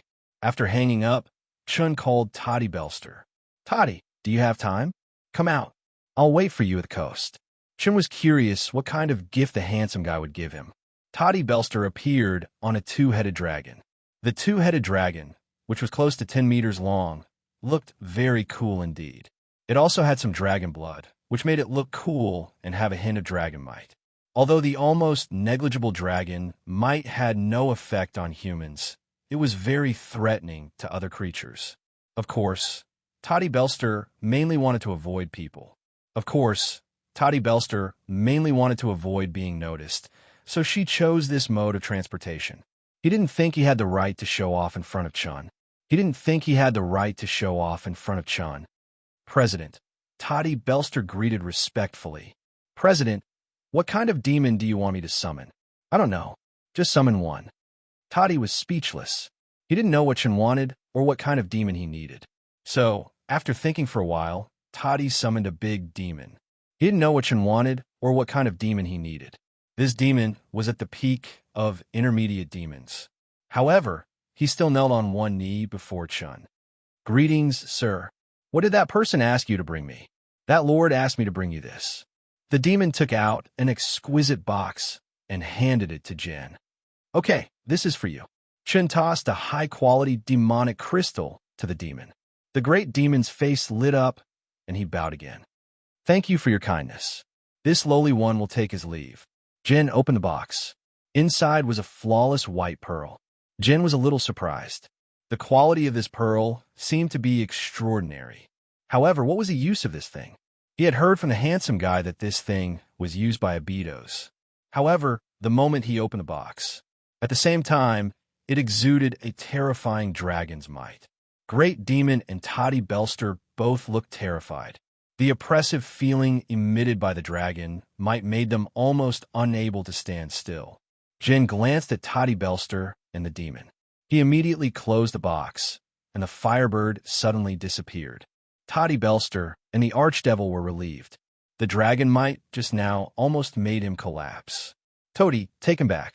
Toddy Belster let out a long sigh and recalled the great demon. President, that's a friend sent it to me from hell. Toddy Belster gulped. A friend from hell? Jin had too many friends. Okay, that's all. Just as Toddy was about to leave, Jin suddenly stopped him. Oh, Happy New Year, Jin said. Toddy Belster was a pure American. He stared at Chun, dumbfounded. New Year? Both Christmas and New Year's had passed almost 2 months ago. Happy New Year at this time? Toddy Belster left with a face full of questions. Jin called the handsome guy again. Did you get it? Yes. It's a Dragon Ball, right? It should be of a high level. It's a Dragon King level Dragon Ball, the handsome guy said. But it's different from the ones in the human world. What's different? The dragon race also has a bottleneck. When the dragon race in hell faces the end of their lives, they will leave their strength and knowledge in the Dragon Ball for their descendants. When their descendants encounter a bottleneck, they will be able to quickly break through the bottleneck. This is the inheritance of the dragon. However, in the human world, the inheritance of the dragon race has long been severed. Therefore, when the dragon race encounters their own bottleneck, they will be forever locked in this realm. Most of the time, they can only rely on their race's innate talent to grow and will not be able to break through. In other words, this Dragon Ball is for Abitos to use when he reaches his limit? Really? More accurately, it's for the little guy to be half a Dragon King before giving him the Legacy Dragon Ball. That's too far away, Jen said. Plus, his parents should be prepared. Abitos' adulthood would take at least a few hundred years. Jin might not even see Abitos become an adult. It would take thousands of years or even longer for him to reach the level of a Dragon King. His parents can't prepare for it, unless his mother mutilates herself and leaves him the Legacy Dragon Ball. Is Iris a Dragon King now? Isn't she a great lord? A great lord is a dragon king. The handsome guy rolled his eyes. You don't think a dragon king is the same as a secondary demon king, do you? Isn't it? Dragons and demons have different levels. Fine, looks like I got it wrong. But if Iris can grow to the level of a dragon king, Abitos can too. His bloodline isn't any weaker than his mother's. From the moment he was born, his appearance determined that he's a dragon. The dragon bloodline won. Even if he has the bloodline of a glutton, it'll only be useful in battle. He can only grow like a dragon. The bloodline of a glutton won't give him any advantage. How do I use this Dragon Ball? Hang a pendant on him. Put a layer of thorium on the surface of the Dragon Ball to block the dragon might. Then peel it off bit by bit so he can adapt to the dragon might. When the time is right, eat the Dragon Ball. Chapter 2634. Is it only effective for the first time? Yes, but if you can get more legacy Dragon Balls for him, the effect will be better. More accurately, the upper limit will be higher. This is the only chance to increase the upper limit of the dragon race. In other words, there's no upper limit for the first use. No, the more the better. The more, the better. There won't be any conflicts. Nope. Can you buy legacy Dragon Balls with wealth in hell? As long as you're rich enough, there's nothing you can't buy in hell. Of course you have enough wealth. That's expensive, right? It can create a great lord. Do you think it's expensive? Fine, pretend I didn't say anything. Chin thought about it and said, there should be in a human world too, right? I remember there's a dragon king in the human world.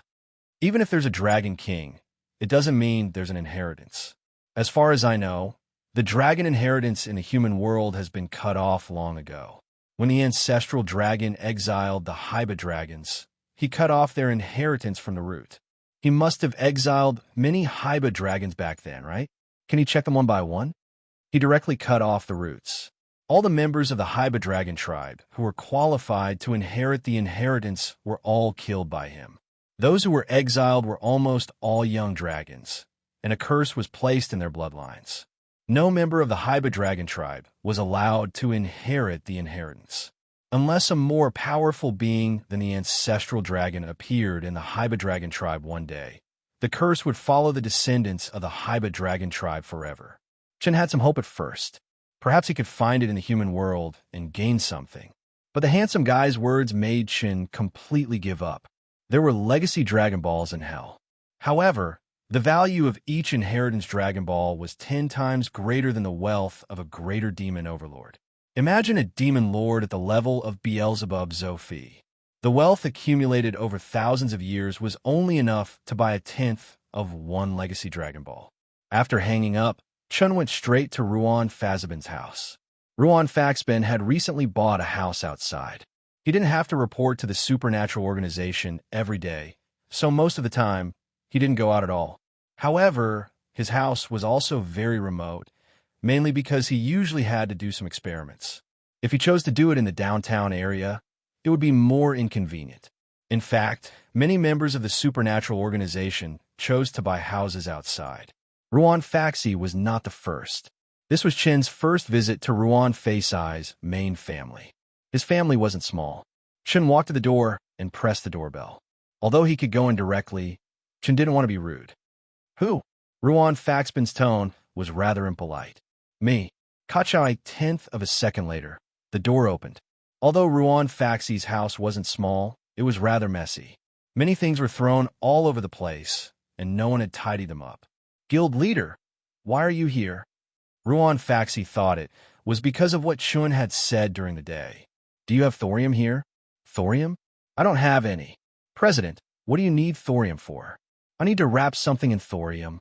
President, thorium is a very rare, magical metal. It's almost as valuable as gold, but there aren't many uses for it, so I don't have any reserves. Do you know where I can find it? President, if you're not in a hurry, I can mine and smelt some, but it'll take a few months. Mine and smelt? You change your profession? It's hard to buy thorium on the market, so alchemists like us usually choose to mine it ourselves if we need it. Do you know where there's a thorium mine? No. Then how are you going to find it? President, I've raised gold-eating hyenas for a few days. They like to eat magical metals and can find ores dozens of kilometers away.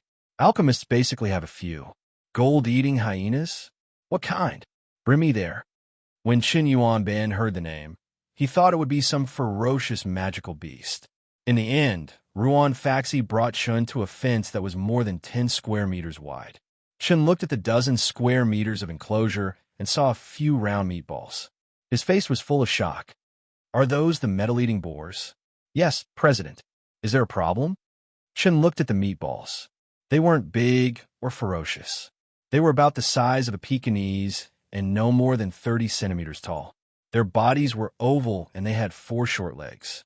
They could barely stand on the ground. If the ground was slightly uneven, they would probably roll on their bellies. Looking at the gold-eating hyenas, they seemed to have 4 legs on their heads and 2 small tails hanging from their butts.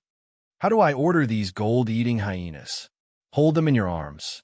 Basically, wherever they go, there'll be magical metal ores. In other words, they might not find thorium ores. Gold-eating hyenas are usually fed regular metals. If you need them to find magical metal ores, just feed them that. They'll remember the taste of the magical metal and only look for it. However, they'll only look for the tastiest magical metal in their memory. For example, if they think that mithril tastes better than thorium, they'll only look for mithril and not thorium. Thus, you can only feed them regular metals and only feed them magical metals when they're needed. After a few times, they basically lose their appetite and become useless. They can only be used for breeding and can no longer search for magical metals. So, if I want them to find thorium, I have to feed them thorium first? Yes, but I don't have it. You don't either. Ruan Faxben grinned. There are a few magic items in my collection that contain thorium. I'll dismantle them. Chun snickered. He wasn't mocking him. Judging from Ruan Faxi's pained expression, he must have suffered a great loss. Don't be so pained. I'll get you some good stuff later as compensation. Ruan Faxi instantly beamed. Chun even suspected that he was trying to trick him with that expression. Chun picked up a gold-eating hyena. It didn't struggle at all. Instead, it gurgled and burrowed into Chen's arms. There was some dust on the gold-eating hyena, but it wasn't dirty. It was also very fleshy. It had the potential to be a cute pet. Chen wondered if she should get some for the kids to play with at home. Do these little pigs poop everywhere? Chapter 2635. President, metal-eating hyenas love cleanliness. They're also smart. As long as you give them a spot, they'll go there and won't excrete randomly. Can they be pets? Yes, but no one will keep them as pets. Why? They like magical metals the most, but they also eat regular metals. If they're not full of magical metals, they'll eat regular metals. Think about who doesn't have a lot of metal in their house. Chen Zhao thought about it. This was a problem. Forget it. I'll think about it later. Chen Zhao decided to settle this before tomorrow. He would get it to Abitos during the new year. President, you can carry it and find a random place. Then, after a certain distance, if it doesn't respond, you can change direction. But it's best if it's further away. California was once mined by the spiritual world, so it's almost impossible to find any rare magical metal mines in California. Okay, got it. Soon, Ruan Faxi returned with the thorium he'd removed from the magic tool. It was only the size of a fingernail. When the fat boy in Chun Zhao's arms saw this small piece of thorium, he immediately struggled to rush to it. Chun Zhao took the thorium. The boy gurgled, as if he couldn't wait anymore. Chun Zhao didn't tease him. He put the thorium into the boy's mouth. The little fat boy ate happily. Unfortunately, there was too little thorium. It wasn't even enough for a few mouthfuls. Is this okay? Yes. That small piece of thorium isn't enough for him. He'll want more thorium now. Okay, I'm leaving. With that, Chun Zhao carried the boy and flew into the air. Mac's family's underground maze. Under Jen Fankel's lead, the group had reached the 3rd level of the maze. However, their journey here wasn't smooth. They weren't the only team here. Some teams even launched attacks on them. Fortunately, everyone here was feeling the way blindly, so most of the teams were separated. Therefore, there weren't many people who attacked them. However, the maze was large and complicated. They couldn't stop so many people. Moreover, there were spiritualists among them who could guide them. Therefore, their speed of advancement might not necessarily be slower than theirs. There were still many corpses along the way. It didn't seem like they had killed each other. It looked more like a corpse that had been eaten by some wild beast. However, with so many spiritualists, it wasn't strange for few of them to raise exotic beasts or summon demonic creatures. At this moment, a team of about 8 or 9 people appeared in front of them. They had about the same number of people on their side. The leader was a bespectacled man with long hair. The man was followed by 2 ferocious dogs. The long-haired man had a faint smile on his face as he looked at the Dragon Slayer team opposite him. Varian furrowed her brows. She did not like the long-haired man in front of her. He didn't know why, but he felt a sense of disgust. Suddenly, Varian's pupils constricted. He glared at the long-haired man. The dragon race. That man was also a dragon. Varian Marks immediately drew her weapon. Her weapons were a pair of silver spears, engraved with many cryptic runes. Although Zevra and Varian Max didn't get along. But at this moment, her choice was the same. Varian's enemy was her enemy. Don't be impulsive. A conflict here won't do you any good, the long-haired man said with a smile. However, his words didn't make the Dragon Slayer team lower their guard and weapons. At this moment, a tall man beside the long-haired man said, "Master, let me teach these little guys a lesson." The man was dressed like an ancient gladiator. He wore chainmail, but his arms were bare. He carried a large sword on his back. Varian's pupils contracted when she saw the dragon tattoo on the man's arm. "Traitor!" Varian snorted in a low voice. The tall man grinned. "Little guy, if you want to get to the root of the matter, you're the traitors." Randolph stepped down. The long-haired man waved his hand. The tall man, called Randolph, retreated respectfully. "Dragon Slayer, I'm not your target. I'm not an evil dragon either. Our goal should be the same. Every dragon is a good thing," Varian said coldly. "All right, every dragon slayer is indeed an extreme lunatic." The long-haired man sighed. "Even if I'm an evil dragon, you shouldn't have a conflict with me here. You have no chance of winning." Dragon slayers didn't rely on their bravery to slay dragons. In a direct battle, no dragon slayer could defeat a dragon. Dragons were dragons because they were so powerful that no one could defeat them. Even though it was a dragon in human form, most spiritualists still stopped in their tracks. No, this underground labyrinth uses a large amount of thorium. Thorium can greatly suppress dragons. You might not even be able to use half of your strength here, and you can't even revert to your dragon form here.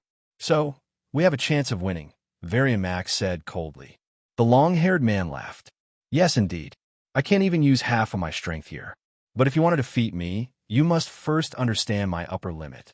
Even if I can only use 1/10 of my strength, I'm still—" Whoosh! Instantly, the long-haired man's eyes lit up. Along with his sharp gaze was a terrifying dragon aura. The Dragon Slayer team instantly felt a terrifying pressure. Varian clenched her teeth, but her legs couldn't help but tremble. Some of the weak-willed members of the Dragon Slayer team behind her had even collapsed to the ground. For example, Jane Fankel. She didn't have any experience fighting against dragon aura. She was already curled up on the ground, shivering. "You can't even defeat my 2 dogs now," the long-haired man said with a smile. "You should be glad that I didn't plan to kill you." The long-haired man retracted his dragon aura. But at that moment, Varian fired. A magic bullet was shot at the long-haired man. Whoosh! The long-haired man caught the bullet with 2 fingers. The long-haired man was still smiling. "I can forgive you the first time." Chapter 2636. You're not weakened by thorium? Valerie looked at the long-haired man in disbelief. It wasn't hard to catch bullets with bare hands. The hard part was catching her magic bullets. They were magic bullets specially designed to deal with dragons. It was a magic bullet that could pierce through the scales of an adult dragon and cause great damage to them. But now, the guy in front of her caught them with 2 fingers. "He weakened? I never said I was weakened," the long-haired man said with a smile. "Thorium does have a certain weakening effect on ordinary dragons, but for a dragon at the level of Dragon Father, it's just a little uncomfortable. That's all." Dragon Father? Everyone in the Dragon Slayer team's expression changed. Even Jane Fankel had been in contact with Valerie for the past few days. She more or less knew what Dragon Father represented. It was the top existence among the dragons. All right, if I wanted to kill you, you would be dead already, the long-haired man said indifferently. The dragon slayers were quite unhappy with this statement, but they couldn't refute it. The long-haired man was too powerful, so powerful that it made them feel hopeless. Let's go, Valerie snorted in a low voice. She was unhappy with the long-haired man in front of her, but she also knew that continuing to fight wouldn't help. She couldn't kill the long-haired man. Instead, she would anger him. The dragon slayers walked in front of the team. Suddenly, she realized that the long-haired man and his men were following them. Valerie had been restraining herself at first, but when she realized that there was a team following them, she couldn't hold it in anymore. She stopped with a dark expression and turned to look at the long-haired man. What do you want? The long-haired man walked up with a smile. It's on the way. Do you mind going together? Yes, I don't mind. Humph. Valerie turned and walked away. However, she and her team couldn't shake off the long-haired man behind them. This made her more and more irritable, almost to the point of going berserk. She turned back again and looked at the man following her. She walked in front of the long-haired man. The long-haired man smiled and waved his hand. Valerie, don't be so irritable. I didn't do anything. You just haven't done anything yet. I didn't do anything before, did I? You knew me before? Varian Marks frowned at the man in front of her. She tried to remember where she had seen this man before. However, other than disgust, she couldn't find any memory of this man. The famous crocodile. How could I not know? The long-haired man said with a smile. Crocodile, Varian's nickname. For a woman to receive such a nickname, it was definitely not a good name. She had killed a few dragons in the past. She was like a crocodile, patiently waiting for the arrival of her prey, patiently waiting for the prey to step into her carefully prepared trap. Once her prey took the bait, she would kill it in the most vicious way possible, just like a crocodile. Varian stared at the man in front of her. Could it be that he was one of her targets in the past? However, if he was her target in the past, there was no reason for him not to remember. However, this smile was hard to ignore. He must have seen him somewhere before. That smile was driving her crazy. Varian's thoughts kept moving backward. Vaguely, Varian Marks seemed to have found that damn smile. In the Marks family, right here. Decades ago, when she was still a few years old, she had already forgotten her exact age. This man had appeared here before. He had been a visitor here. Everything came back to him. It's you. Looks like you remember. Do you still remember my name? Once again, Varian's thoughts wandered back to decades ago. She tried to recall what this man had done. Arthur Alberta Haber? Huh. Arthur Alberta Haber laughed. You still remember me. What do you want to do? Do what? Arthur Alberta Haber rubbed his chin and thought for a long time. Stop Haber Timor Haber, my brother. You and Haber Timor Haber are brothers. Is it strange? The corners of Arthur Alberta Haber's mouth curved. Since you are brothers with him, why do you want to stop him? You shouldn't. Shouldn't we be in cahoots? Really? Varian Marks didn't reply, but that was what her eyes meant. You're not the kind of person who upholds justice. Dragon, Varian said. Indeed, I am not, but I care about my status, Arthur Alberta Haber said. Arthur Alberta Haber said, his current behavior has threatened my position, so it's dog biting dog. Varian's voice seemed to be very soft, but in fact, she deliberately said it for Arthur Alberta Haber to hear. You're right, it's dog biting dog. But in this way, you should also believe in my position, my lovely little niece. Dragons can never be trusted, Varian said coldly. Don't forget that half of the blood that flows in your body is also the blood of the giant dragon. So what? I never thought I was a descendant of dragons. Your bloodline will not disappear because you deny it, and you are still using the bloodline of dragons that you hate the most to achieve your own goals. Is there a problem with using the power of dragons to kill dragons? This is what I like to do the most. Then do you desire more power? I do. Then admit your dragon bloodline. No need. Then you will never be able to defeat him. He is more powerful than you think. There will always be someone in this world who can kill him, Zephyra suddenly interjected. Arthur Alberta Haber shook his head. There are very few dragons who can defeat him, let alone humans. What about you? Aren't you here to stop him? If possible, I really don't want to have anything to do with this lunatic. Arthur Alberta Haber sighed. Are you afraid of him too? It's not that I'm afraid of him, but some of his methods give even me a headache. I've fought with dragons. Even dragons have weaknesses. He can think of the weaknesses that you can think of. He can be called the dragon of deceit, but it's not just for show. Chapter 2637. What does he want to do? Variantha Marks stared at Arthur Alberta Haber and asked. Arthur Alberta Haber was silent for a while, then said, There is a dragon ball below. His goal is that dragon ball. No. Zephyr frowned and said, For the dragon race, one dragon ball is enough. Even if they eat the dragon ball of other dragons, there will not be any improvement. This doesn't make sense. Of course, it's not an ordinary dragon ball.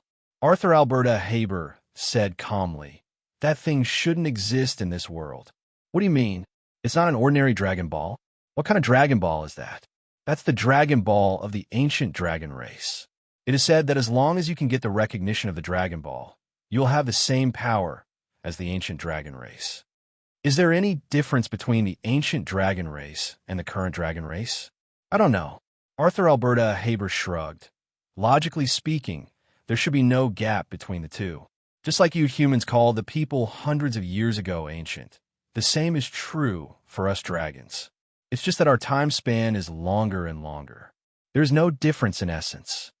Is there no difference between the ancient dragon race and the current dragon race? No. We dragons have enough time to learn the magic knowledge of our elders, so there's no gap in inheritance. What the ancient dragon race knows, our current generation of dragons also knows. Even with the development of the times, I believe that the ancient dragon race may not know more than us. But you also said that the Dragon Ball is the Dragon Ball of the ancient dragon race. Your words have already explained that the Dragon Ball is different. What I know comes from my father's generation. Of course I know what my father told me. How would I know what my father didn't tell me? I wasn't born knowing. Then why did the Dragon Ball appear here? Zephyr asked. My grandfather's grandfather was placed here. Your grandfather's grandfather? Arthur Alberta Haber shrugged. Speaking of which, I don't know if the Dragon Ball can really allow the recognized dragon to obtain the power of the ancient dragon race. But I can be sure that if Haber Timur Haber obtains the ancient Dragon Ball, then there will definitely be big trouble. The spiritualists here should have been deliberately leaked by Haber Timur Haber, right? That's right. What is his purpose in doing this? Isn't it better to secretly get the ancient Dragon Ball? If he can get it, then it won't be so troublesome. If he could get it, he wouldn't have to go through so much trouble. That ancient Dragon Ball's draconic might far exceeds that of an ordinary dragon. Even a dragon like him would find it difficult to resist this draconic might, so he needs a human to bear the pressure brought by the draconic might. There is a limit to how much draconic might one can endure. If the draconic might's pressure is 100, then a person approaching the range of the draconic might will completely bear the pressure of 100. But if it's 100 people, then these 100 people can share the pressure of 100. Although I don't know what the limit of the draconic might of the ancient Dragon Ball is, if it's divided into 1,000th, then even Haber Timur Haber can easily bear it. So what news did Haber Timur Haber spread to attract so many spiritualists? It's a very stupid lie, but it's very effective. He said that the ancient Dragon Clan's treasures are hidden here, and he even gave out many self-made treasure maps. Those stupid humans actually believed it to be true, and even treated it as a secret, keeping a secret. Arthur Alberta Haber snorted and shook his head. If it were me, I would make this lie more perfect, instead of only deceiving idiots. However, at this moment, no one was in the mood to argue with Arthur Alberta Haber. Even Varia Marks only wanted to get to the lowest floor as soon as possible at this moment, to prevent Haber Timur Haber from obtaining the ancient Dragon Ball. So even if Arthur Alberta Haber and his men were by his side, he would not be able to do anything. Varia Marks didn't have any more objections, although she didn't have a good impression of Arthur Alberta Haber. But the threat of Haber Timur Haber was obviously greater. Moreover, in order to stop Haber Timur Haber, he had to use Arthur Alberta Haber's power at this moment. So this time, she didn't refuse Arthur Alberta Haber's company along the way. But along the way, she was still cold to Arthur Alberta Haber. It was not a peaceful journey either. From time to time, a team would pop up and cause trouble for them. Arthur Alberta Haber basically only needed to send 2 vicious dogs to kill those people until they pissed their pants. If they encountered a slightly stronger spiritualist team, they would exclude their subordinates. Like the Dragon Slayer squad, they were all mixed-blood dragons, but they called themselves half-dragons. Although they had the same bloodline, their fighting style was completely different from the Dragon Slayer squad. Most of the Dragon Slayers were used to relying on equipment. On the other hand, half-dragons were used to using their own bloodline. They transformed into half-dragons without any scruples, and even directly transformed into small dragons. Coupled with their large weapons, the combat power they displayed was quite amazing. Although the Dragon Slayer squad kept saying that they disdained these half-dragons. But when they saw their combat power, their eyes still showed splendor. Dragon Slayers could also transform into half-dragons, but most of the characteristics of dragon transformation were very few. The more dragon characteristics, the stronger their combat power was, and vice versa, the weaker they were. On the one hand, their dragon transformation needed to be bathed in dragon blood. As Arthur Alberta Haber's subordinates, they definitely did not lack dragon blood. And the dragon blood that the Dragon Slayers needed to be done by themselves, which was definitely not as abundant as half-dragons.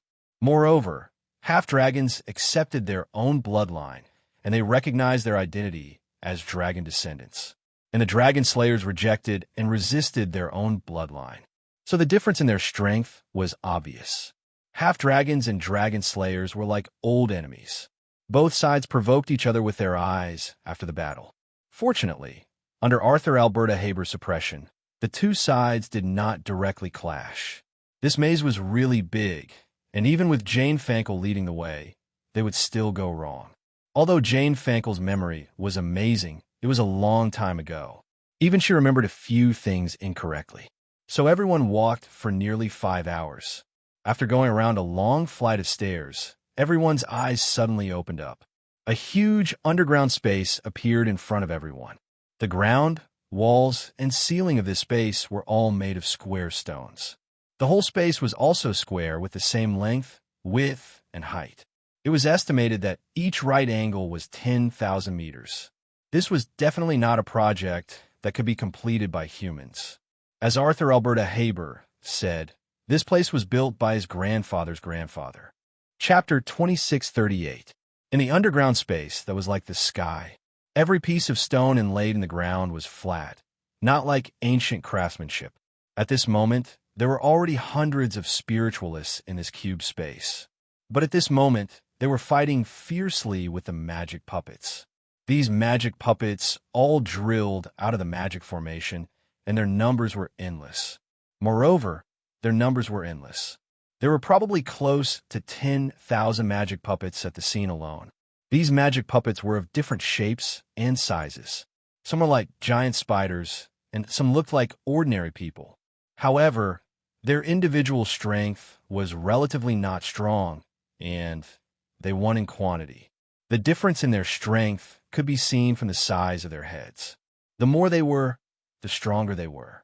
There were very few big ones, and most of them were ordinary soldiers. At this moment, these magic puppets were fighting with the spiritualists. It was the first time Alan Jane Fankel had seen such a big scene. There! Jane Fankel saw the stone statue in the middle of the field. The stone statue was very conspicuous, because there was no one around it with a diameter of about 500 meters. The stone statue held a white pearl in its palm. That was obviously the ancient dragon pearl. Everyone immediately headed in the direction of the ancient dragon pearl. Stop right there. Arthur Alberta Haber called out to everyone. The Dragon Slayer team immediately revealed vigilant and hostile eyes, staring at Arthur Alberta Haber. What are you doing? Varian Marks questioned. Didn't you notice? There's no one around there, only a few people lying on the ground at the edge, Arthur Alberta Haber said calmly. Varian furrowed her brows. At this moment, a few figures appeared in the other direction of the cube. Although it was far away, Arthur Alberta Haber could still see clearly that the leader of the few figures was Haber Timmore Haber. Haber Timur Haber met Arthur Alberta Haber's gaze. Arthur Alberta Haber narrowed his eyes and looked at Haber Timur Haber. Haber Timur Haber waved his hand, and his men immediately dispersed. "What are they fighting for?" Varian said. "That's—" Jane Fankel saw her father and brother. They were picking up a silver, all from the corpse of a spiritualist. His elder brother had just killed a spiritualist and snatched a green bracelet from his hand. Arthur Alberta Haber's eyes narrowed slightly. Ascending dragon, devil, immortal treasure. What is it? It was created by the ancient humans to fight against the dragon clan. Arthur Alberta Haber said, "Many of these people carry these things, or Haber summoned them for these things. Stop him. Once he obtains enough ascending dragon magic tools, it is very likely that he will be able to enter the ancient Dragon Ball's draconic might unimpeded." Varian thought for a moment and exchanged glances with Zephyra. They also knew that Haber Timur Haber was their main target. Anything that could stop Haber Timur Haber's goal was acceptable. The two Dragon Slayer teams had never worked together before, but their actions were like close comrades in arms. A Dragon Slayer held a cannon and fired a shot at a demi-dragon under Haber Timur Haber's command. But what came out of the cannon was not a cannonball, but a net. The tall demi-dragon immediately wanted to tear off the net on his body. But this net was tougher than he had imagined. It couldn't be torn for a while. Immediately afterward, a few other Dragon Slayers held automatic rifles in their hands and fired at the Draconians. But at this moment, another demi-dragon rushed toward the Dragon Slayer. Suddenly, a tall figure blocked in front of the Dragon Slayer team. The one who attacked was a demi-dragon under Arthur Alberta Haber's command. Varian remembered that this demi-dragon was called Randolph. It was a demi-dragon against a demi-dragon, but Randolph's strength was obviously stronger than his opponent by more than one level. With a move, the big sword swept again, and the demi-dragon was directly swept away. But Randolph didn't notice that a figure quietly approached him from the chaotic battlefield. Taking advantage of Randolph's fight with the enemy, the figure suddenly flew directly to Randolph's back at an extremely fast speed. Although it was not big, it was extremely fierce. Its claws firmly grasped Randolph's back. At the same time, black flames ignited on its palms. The black flames followed the figure's claws and penetrated into the skin on Randolph's back that was scratched. Ouch! Randolph screamed in pain. Bang bang. Zephyr was quick to react. She fired a few shots at the figure behind Randolph. The figure was shot down. Big brother. Jane Fankel was shocked. She had already recognized that the figure who attacked Randolph was her big brother.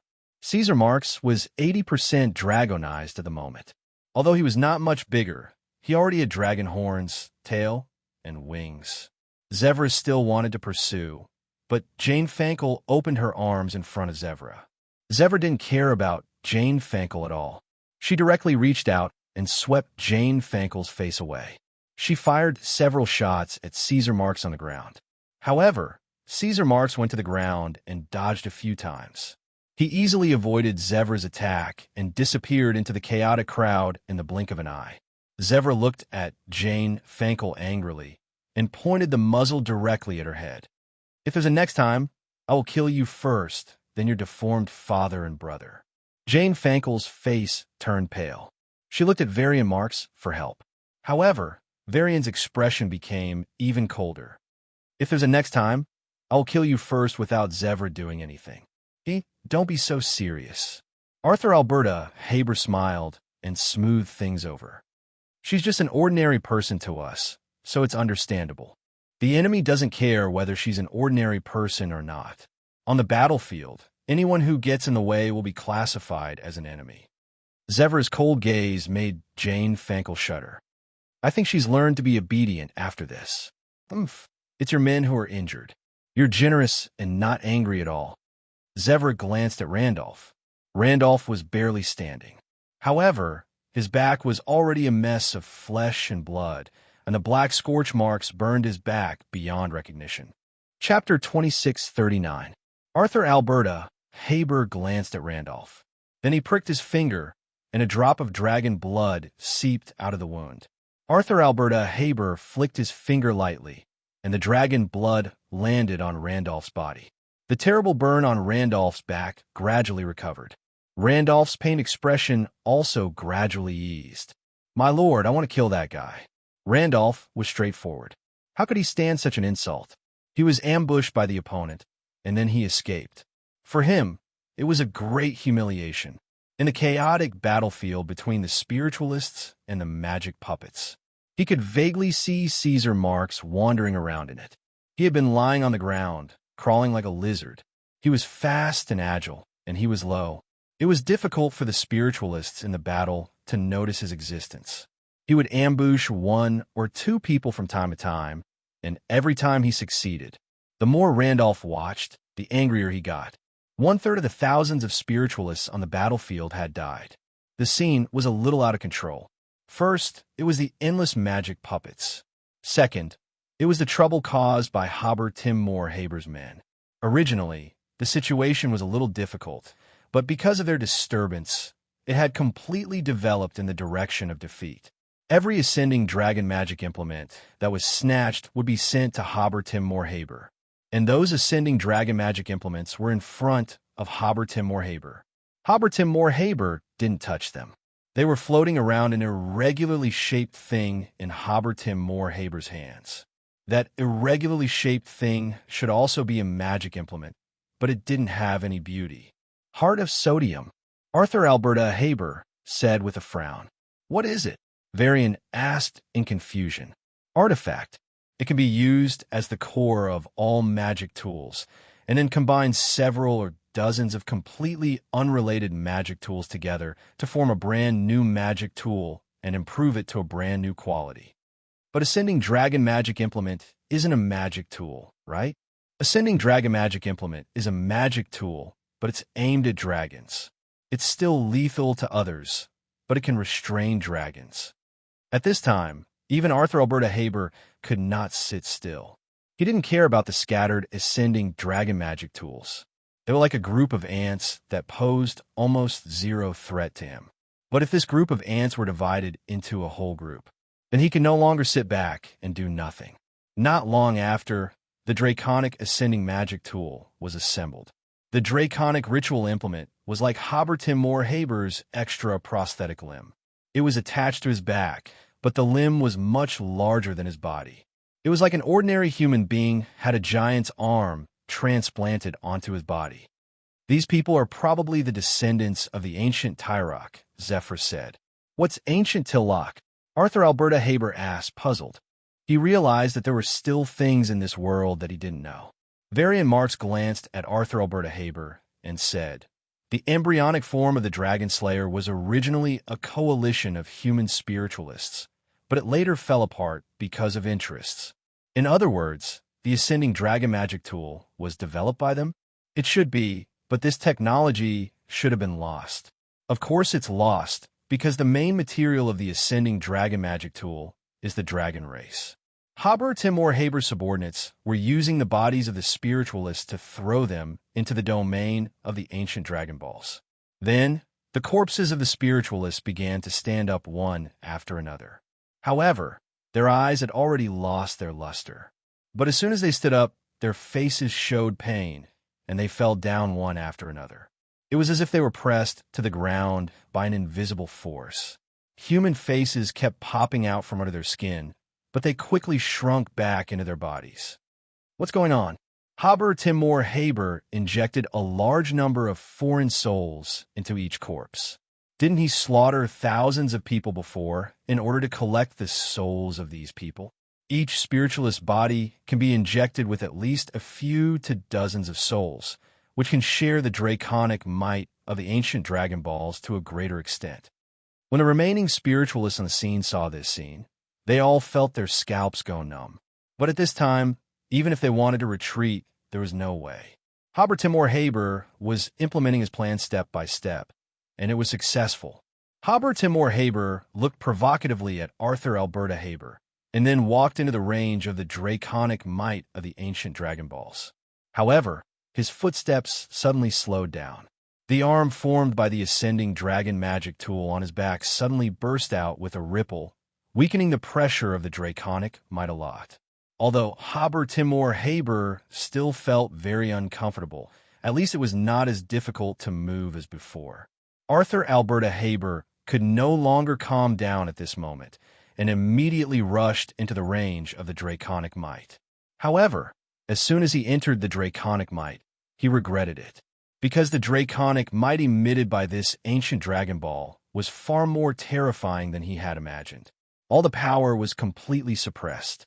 In this range, even a magic ball couldn't be thrown out, and his body felt like it was injected with thousands of tons of lead water. This made him have no choice but to directly transform into his real body, a 300-meter-long giant silver dragon. When Varian Marx and others saw the silver dragon that Arthur Alberta Haber had transformed into, their faces showed a trace of shock. The expressions of Al and Jane Fankel were completely lifeless. Dragon. A real dragon. That was the legendary dragon. Although they had been influenced by what they had seen and heard in the past few days, they also knew that they had dragon blood in them. But in the end, they had never seen a real dragon. At most, they could only look at the dragon form of a demi-dragon. However, the dragon form of a demi-dragon was simply two different concepts compared to the real dragon that Arthur Alberta Haber had transformed into. Arthur Alberta Haber had to use his Draconic Might to contend with the Draconic Might of the ancient Dragon Ball. However, his Draconic Might was still so insignificant in front of the Draconic Might emitted by the ancient Dragon Ball. Every step he took was full of difficulty, like a person trapped in a swamp. That kind of pain and helplessness made him unable to continue. And this was still under the condition that the Draconic Might of the ancient Dragon Ball had been shared.